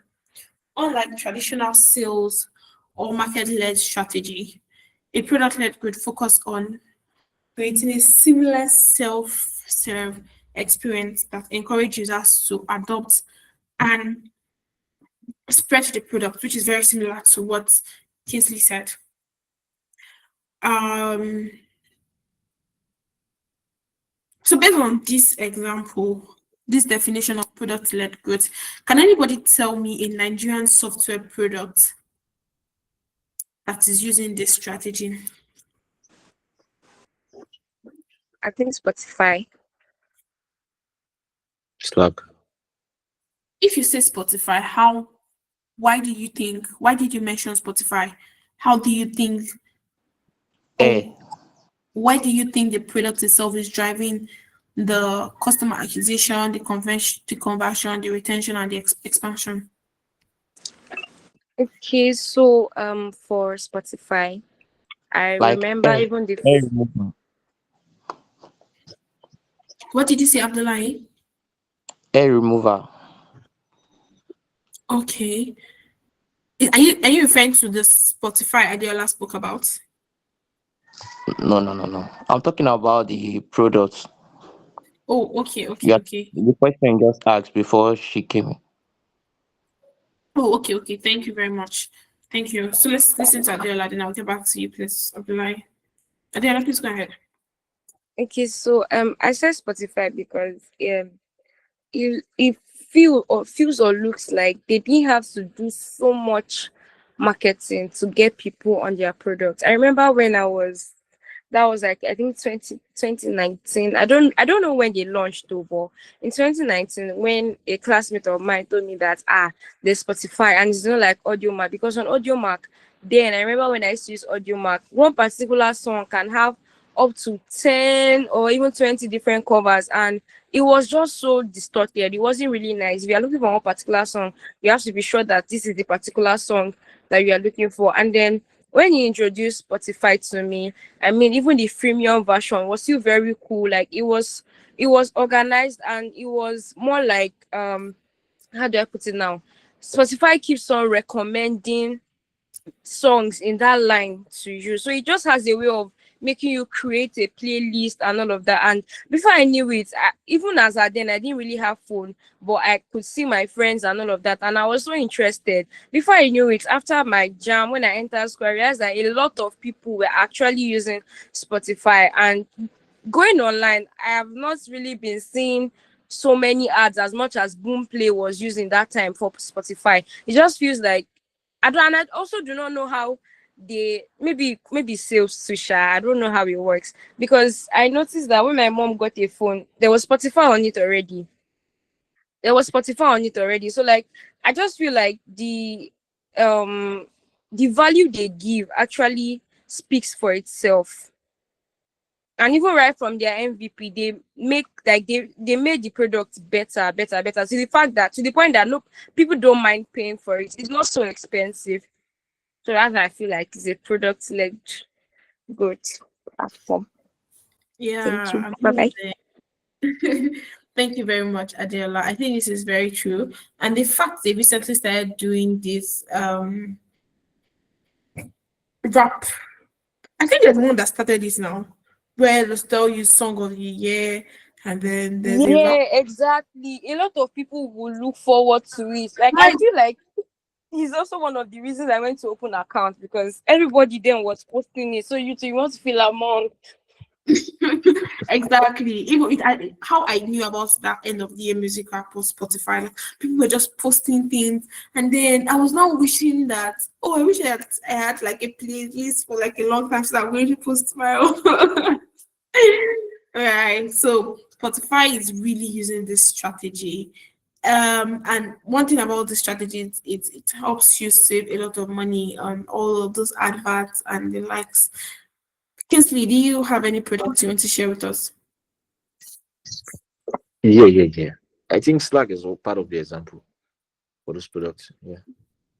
So Like a how team do you starts using it for free and then they can upgrade. Like my Slack now, maybe there are messages I can't check in for like 6 months ago. So and you're in need of this message. Maybe you want to use it for, you understand, for memories, and you can just upgrade and you can use it. So with this it helps the usage grow. amazing. Amazing. Thank you very much. Okay. So what are the key characteristics here of a product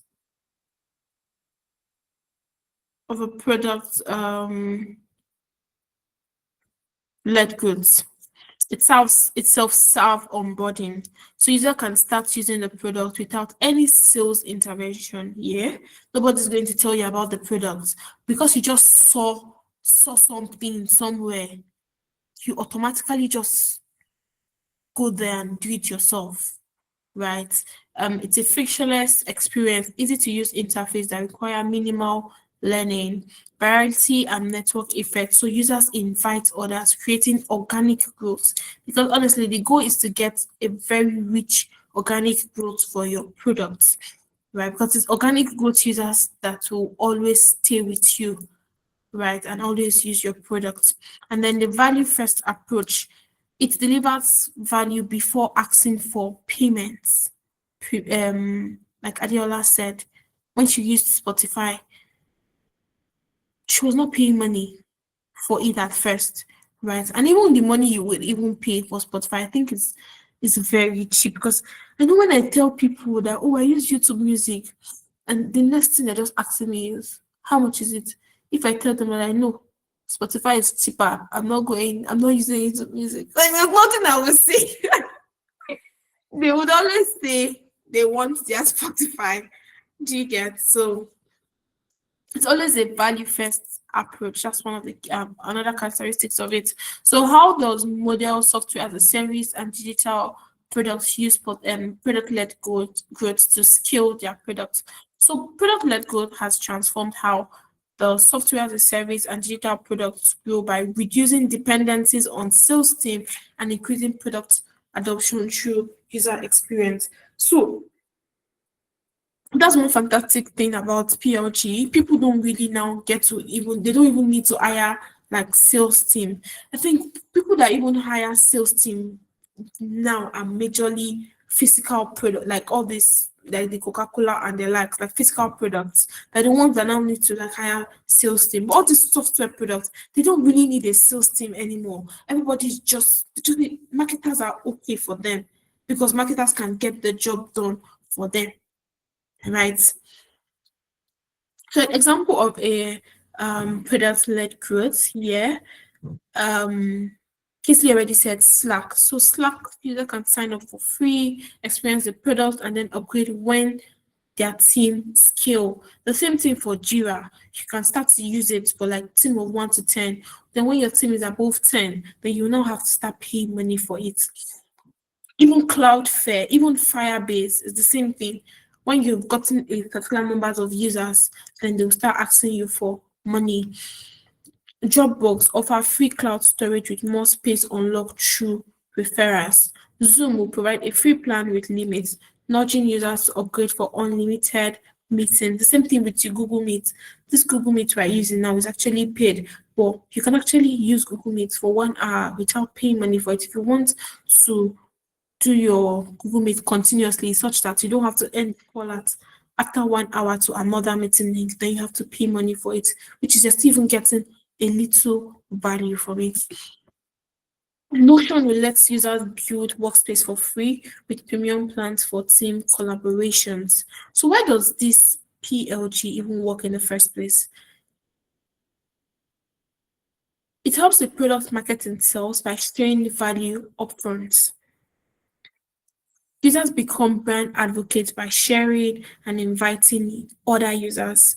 And then it lower customer acquisition costs compared to traditional sales heavy model. Yeah, because for instance, let's say you want to run ads now of 50,000 naira, right, to get let's say 500 users per day. Or let's say you want to get 5,000 users per day with 50,000 naira. Do you think if you go and hire a salesperson, the person can get to you 5,000 users? It's not possible. It is not even possible. Maybe that 50,000, yeah, maybe it's only 20 people or 10 people the person will get. So it's this PLG will help you get more customer at a cheaper price compared to sales heavy model. So we have another framework for growth strategy. There's PLG for growth strategy, and then we have AARR framework for growth strategy. So what AARR means is acquisition, activation, retention, revenue. What's the last R? Referral. Okay.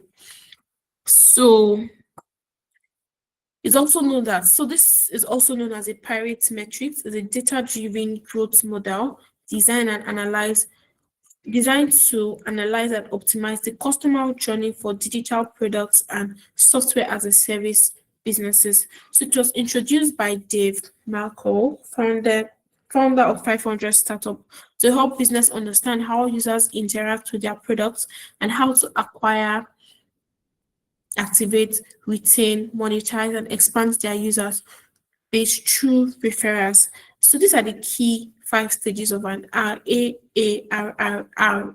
framework. So stage 1, which is your acquisition. So basically, it's how users will find your product. So for your acquisition method, the goal basically is to increase your sign up and your traffic. And then for your activation, it's basically to, let me just use this definition so to save time. That's because this other one is very detailed. So strategies for each of these stages. Acquisition basically is to attract your users, right? So the goal is to get users to sign up or try the product. So what are the strategies you can use to get users to sign up or try your product? That's where we have the freemium model. You're offering a free version to bring users in, right? We have SEO and content marketing. So what this just do is you're going to create that content, a blog post, tutorials, and guides to attract search traffic.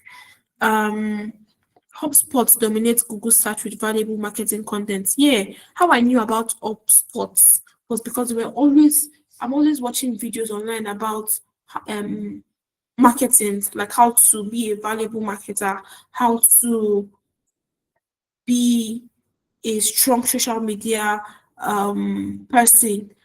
And then because of how valuable that content was, I had to I had to like go through the person that posted the video. That's the follow the handle.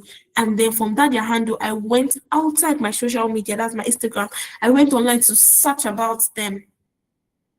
So you see, that's another way you can get customers, just speaking about your product or the value that relates around your product can also help in acquiring customers. Then we have the referral and viral loops. So basically, you have to incentivize your users to invite friends, right? Um, Dropbox to give extra storage space for referrals. The same thing for Piggyverse. I'm sure they've closed it down right now because a lot of people are eating their money.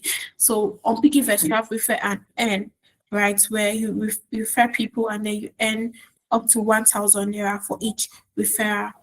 And then paid advertisements can also help you acquire customers. So you use targeted Google, Facebook, LinkedIn ads to reach potential users. So how do you even set this up? How do you get your users in the first place? So firstly, you need to use your Google Analytics or Mix panel to track where your users are coming from. So let's say you use all of these strategies. Let's say you use majority of the strategies, you need to see where are your users coming from, and then you can do A/B testing, landing page to see what drives the most conversion. I gave an example of LinkedIn, right? So you can just use different screens to see which of them is bringing most of the conversions. And then activation, how activation works is basically how to get users to experience value quickly. So the goal is to ensure that users see value as soon as possible within the first session. Like people should be able to see value instantly. So what are the key strategies for activations? We have the frictionless onboarding. You make sign up very simple, no credit card required. For example, Slack lets user instantly create a workspace without complex setup.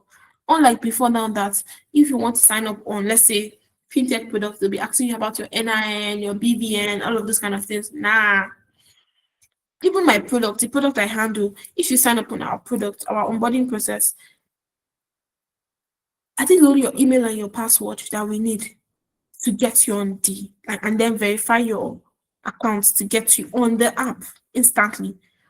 But we will not be asking you to fill all those onboarding things. Nah, we don't need it.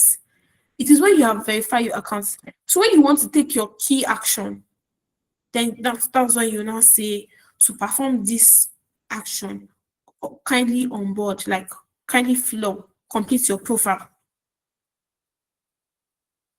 Do you get? So you need to make your even the onboarding is very frictionless. There's some certain information that we will not ask you at that point, but we will give you like signals and tell you, oh, come and perform this particular task. We'll always be setting reminders for you to come and perform this particular task. And then we have product tours and tooltips. So that's another way to activate users. So guide users with an in-app tutorial. For example, Notions. Once you go on Notion, now if you don't know how to do anything, you will see one thing be telling you, oh, welcome to this. To do this, press this. when you press it, it's taking you to another place, and then you keep pressing next, next, next, and it's taking you to another place. So you perform the main thing, the main action there. If you don't want to, then you can now skip the process. And then for me, sorry, let me quickly write something. One idea just came into my head.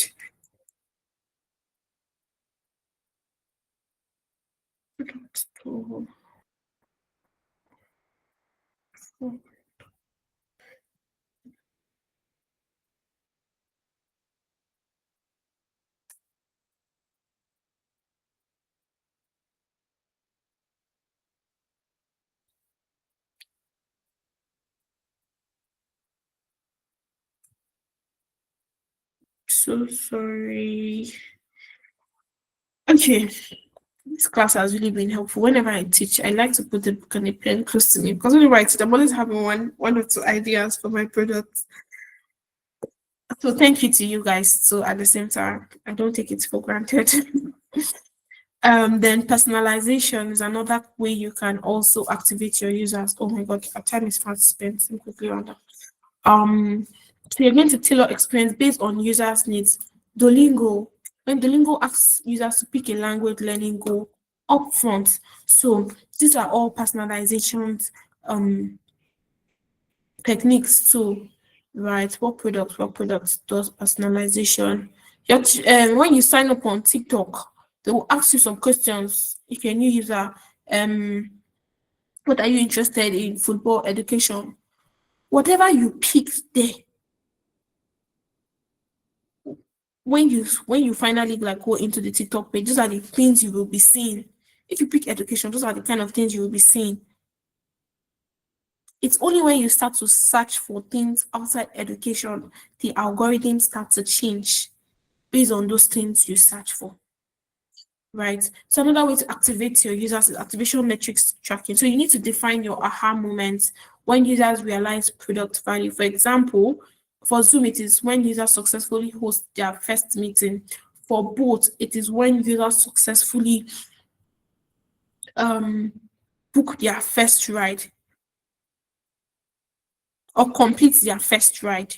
Right. So you need to be able to define your aha metrics. So how do you set this up? So you can use tools like Hotjar or Full Stories to analyze your onboarding drop-off rate, right? And then measure time to value, how long it took users to complete their first key action. So retention is remember we're looking into AARR growth strategy. So the first R is retention, which is how do you keep users to users coming back. So the goal is to increase user stickiness and reduce churn from your product. So key strategies is one, email and push notifications. So remind users about new features and unfinished action. For example, Duolingo sends trick reminders to re-engage users. All of those tricks that you get. Oh, you want these tricks. Oh, you have 14 days trick. Oh, if you don't do this, you will lose all your 14 days tricks. All of these things are retention metrics that Duolingo is using to bring you back to the product. Habit formation. So you need to build features that encourage daily use. So for example, LinkedIn gamify product completion to keep users engaged. So you just need to build something on your product that will bring people back to your product. What's the habit formation? What product standard like this habit formation? I can't remember for now. So maybe because I'm rushing because of the time as well as fast minutes. But yeah, community and engagement. So create a user community for support and discussion. For example, Figma has an active community where users share templates and tips. Yeah, that way you can also keep, because if somebody is always sharing, different users are sharing templates and tips and you are there as a user, you would always want to go to Figma and then try all of those templates that they share, they send to you, right? So because of you want to try it out, what's happening, you are going back to Figma. And then customer support and live chat offer. So you need to proactively help to reduce users' frustration. For example, Intercom using AI chat box to answer frequently asked questions and onboard users. I have used Intercom, right? What Intercom basically does is you can chat directly with people So let's say when setting up intercom now, the CEO will be there, the product manager, the dev team will be there, and then the customer support. Let's say it is 9 to 5, right? Let's say the customer support, they said, oh, you have to work 9 to 5, and then it is 5 p.m. The customer support, they have closed. And let's say a user sent a message by, let's say, 11 p.m. If the CEO is awake and then a customer send a message concerning any of that problem, the CEO will see that message and the CEO can choose to reply that user because the customer support are not available. And then when the customer support comes, the customer support, that's the next day, she sees these conversations that happen. So whoever you're connecting with intercom, they're not just anyhow people. They have to be people, there has to be strong people in the team to help people reduce their frustrations. So how do you set this up? You can use quote analysis in mixed panel or amplitude to see which user engaged segments drop off. And then you can check your daily active users and monthly active users for engagement trends. The fourth one, it is referral. So how to make users bring orders. So the goal basically is to use word of mouth marketing to drive free growth. Yeah, you don't want to be paying money to always bring in users to your product. This is very expensive, right? You want people to tell a friend, to tell a friend, to tell a friend, to just bring people to come use the product. I hope you know that even our churches use this strategy a lot. That's why when you go for church program, they'll tell you bring one person, bring 5 person to the program. All of these are basically referral strategy. So basically, the key strategies here is to incentivize the referral programs. So you reward users for inviting others. PayPal grew massively by paying users for referral. Even PE Vest, they grew massively because they were giving people 1,000 naira. If you invite somebody, you get 1,000 naira. But like I said, they've stopped it because right now it's word of mouth, like free word of mouth that is really helping them. Then we have built-in variety. So make product usage social. Calendly share scheduling links, exposing new users to the product. Yeah, when you use Calendly, you send it to the person, right? If the person is not on Calendly, for the person to accept that request, I don't know if that's how it works, but I think that's how it works. For the person to accept that request, you have to create you have to create an account. I think even TikTok, somebody can share you a video, a link. You click on this link, you watch the video, but you cannot like the video. You cannot follow the person if you don't have a TikTok app, for example, right? Or maybe you don't even have a TikTok account. So if you don't like that post or maybe follow that person, then you get a modal that appears and say, oh, you cannot perform this action, sign up or something. So it forces you to like come on board to the products. And then we have exclusive community, make users feel part of a special group. For example, Clubhouse used to use invite only access to create exclusivity. I don't know if this Clubhouse is still even existing, but I know we all used it that time in COVID-19 period. So how do you set this up? To track the key factors, which is the numbers of new users each customer brings in, and then A/B test to test different referral rewards, if it's discount, if it's credit, which of them the users like the most. Monetizations, how do you convert free users to paying customers? Basically, here the goal is to increase your customer lifetime value, and drive revenue. So you can decide to use your premium to paid upgrades, right? Or you want to use, I've already explained what that is, or you want to use a usage-based pricing. So you're going to charge based on product consumption. For example, AWS charge based on server usage rather than a fixed fee. Lovable, they charge based on product consumptions. So when you pay $25, they'll give you 50 credits. But if you finish, they'll give you 100 credits. If you finish that 100 credits they gave you for $25, you will have to pay another $25. You can even use your 100 credits in one day. It's very possible. Like me, I didn't know that it's one day something. I used my lollipop and in 2 days I saw that 100 credit has finished and I was thinking maybe they will give me more. They did not. I had to buy another credit, another 100 credits for that $25. And then because of how much I bought that, I was now very careful with the questions I was asking because if I keep asking irrelevant questions, my credits are going and it is money, right? Um, we have another way to convert free users to pay customer is through future gating. So you can lock advanced tools behind a paywall. For example, Canva will let users design but charge for premium templates. Yeah, you don't have access to all of them. Oh my god, we cannot. Let me just don't lie to ourselves.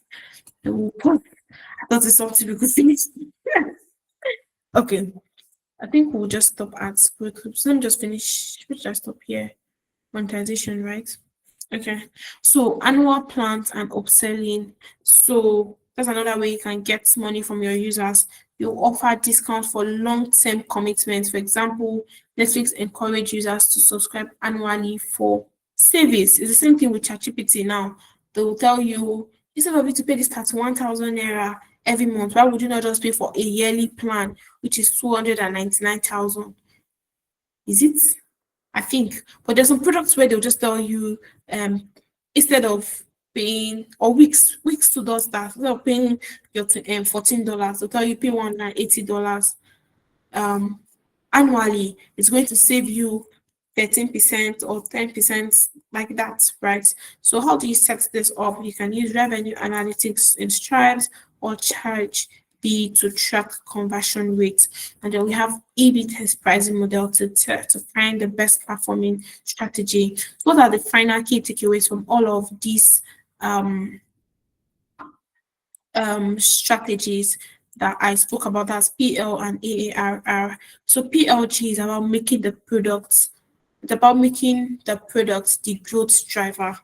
If it's great, users will spread it. That's one thing you need to know about PLG. If your product is great, you don't even need to spend too much money. Users will spread it for you.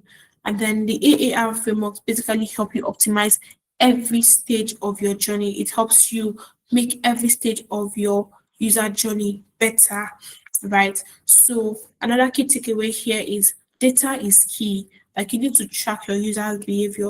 You need to be able to identify every bottleneck, and then based on this bottleneck, you're going to iterate constantly. Okay, so we would have to stop today's class here, right? Our next class will talk about growth loops and then the viral growth, viral, my Yoruba tongue, viral, viral growth, viral, viral growth and strategies in digital products. Okay, any question before we call it a night? Did we understand today's classes? Did we understand today's class session? Are you part just leaving the meeting?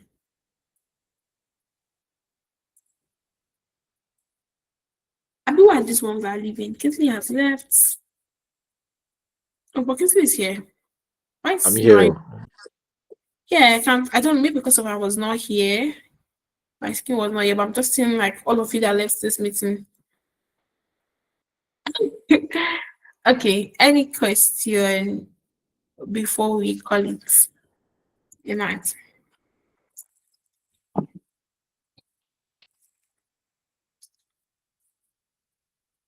So are you saying we all understood today's class? We have to an emoji.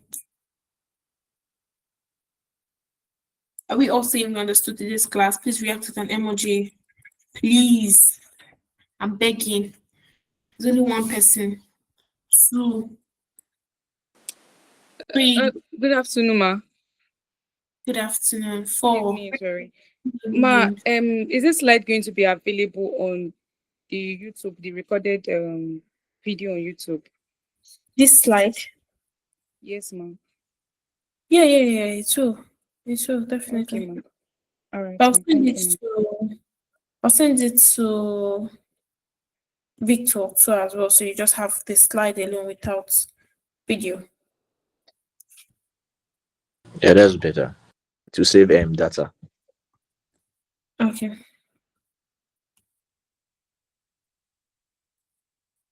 So no questions, right? We understood today's class session. Amazing. Please share me your key takeaway. Not this. Don't tell me. Please don't tell me all these ones that I see on the screen. Or tell me your key takeaway, like one thing that you didn't know, and then from this class session, you're able to connect the dots to something.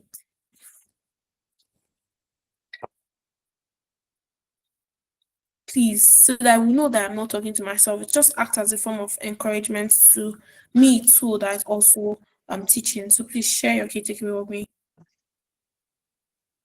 Okay. Good evening, everyone. So Good for me, evening. one key takeaway from this meeting today is that I learned a clear difference between marketing and sales. Formerly before now, I used to mix them up like both same job and all, but I just understand the distinct difference between both departments. Let me put it like that, both departments. So I'm clear on that, and I think that's part yeah, for now. Amazing. Thank you very much. Anybody else?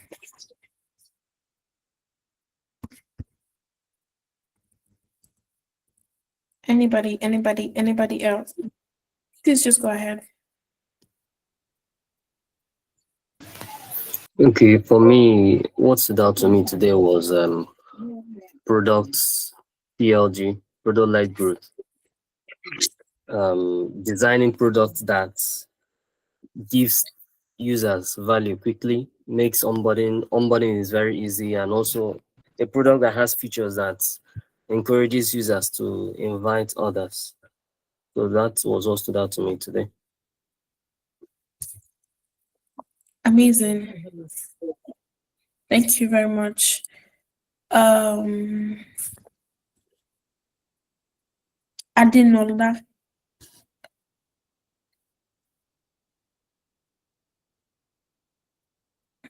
Oh my goodness. Hi, Ma. Good evening, everyone. Hi, good evening.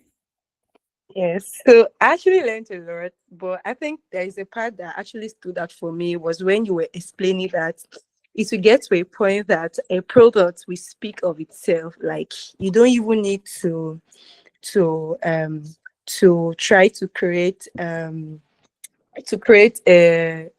platform whereby you have to refer people and earn and all of that. That's just because of the value that the product is giving out. It has a way of just speaking for itself, and before you know, people they get more users, and the product just keeps on growing like that. Yes, thank you.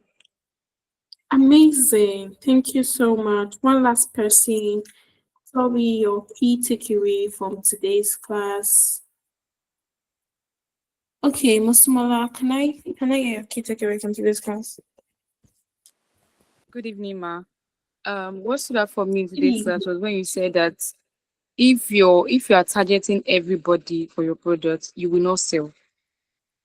So you need to know your target audience, and you need to segment your audience too. When we're talking about piggy vest, when they used to say notifications that don't use all your money to sell shawarma. So these people already know the particular people that they can send this notification to, because they know that young adults they can spend their money most on those things. So that's what I learned today. That stood out for me. Thank you. Amazing. Thank you very much. Michael Oyekachi. Today you didn't ask me a question, no, and I'm used to getting questions from you. So since you didn't ask me a question, what's the key takeaway from today's class?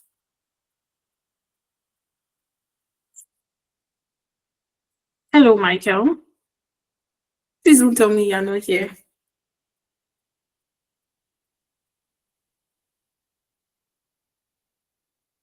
What's in the arts? Hi, Sunday. Good evening. How are you doing?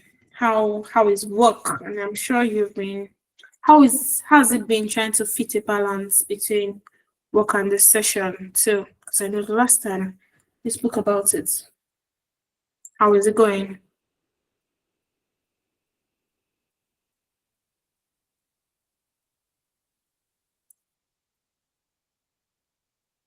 Cricket thoughts. Hi, Adeze.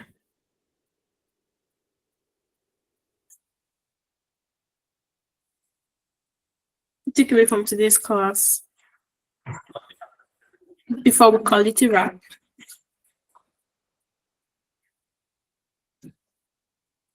Okay. Thank you guys so much. I'm so sorry we could not finish today's class. I honestly don't know how to rush these classes. Me, I like to give examples and instances and make sure that everybody can relate. Even if I try to like force things, but I don't know how I was not able to finish that slide. Please, we'll just have to reschedule a day within the week to finish it up. Mind you, also 1 week behind. But Christopher did 2 weeks last week, where he said just one. So please let's create time to meet up, right? Abdullah, you are back. I don't know. Do you have any key takeaway from the class before we round it up? Please go ahead. Sorry, I was not in the last class. That was earlier this week. I don't know if the class hold. Please take the class. Oh, I can't hear you. Can you hear me? Yeah, I can hear you now. Christopher took the class last week. Okay. Good. Yeah. All right, guys. Thank you so much for joining. I really appreciate it. I'm going to communicate the time with Victor, and then he's going to also apologize. Last week, was it last week? The last time I had class, my network was really messy, right? So that's why I had to end the class like that. Bye, everybody, and enjoy the rest of your weekend. Have a fruitful week ahead, too. Bye, guys. Thank you very much, ma. Bye, ma. Thank you. I miss you guys too. Bye.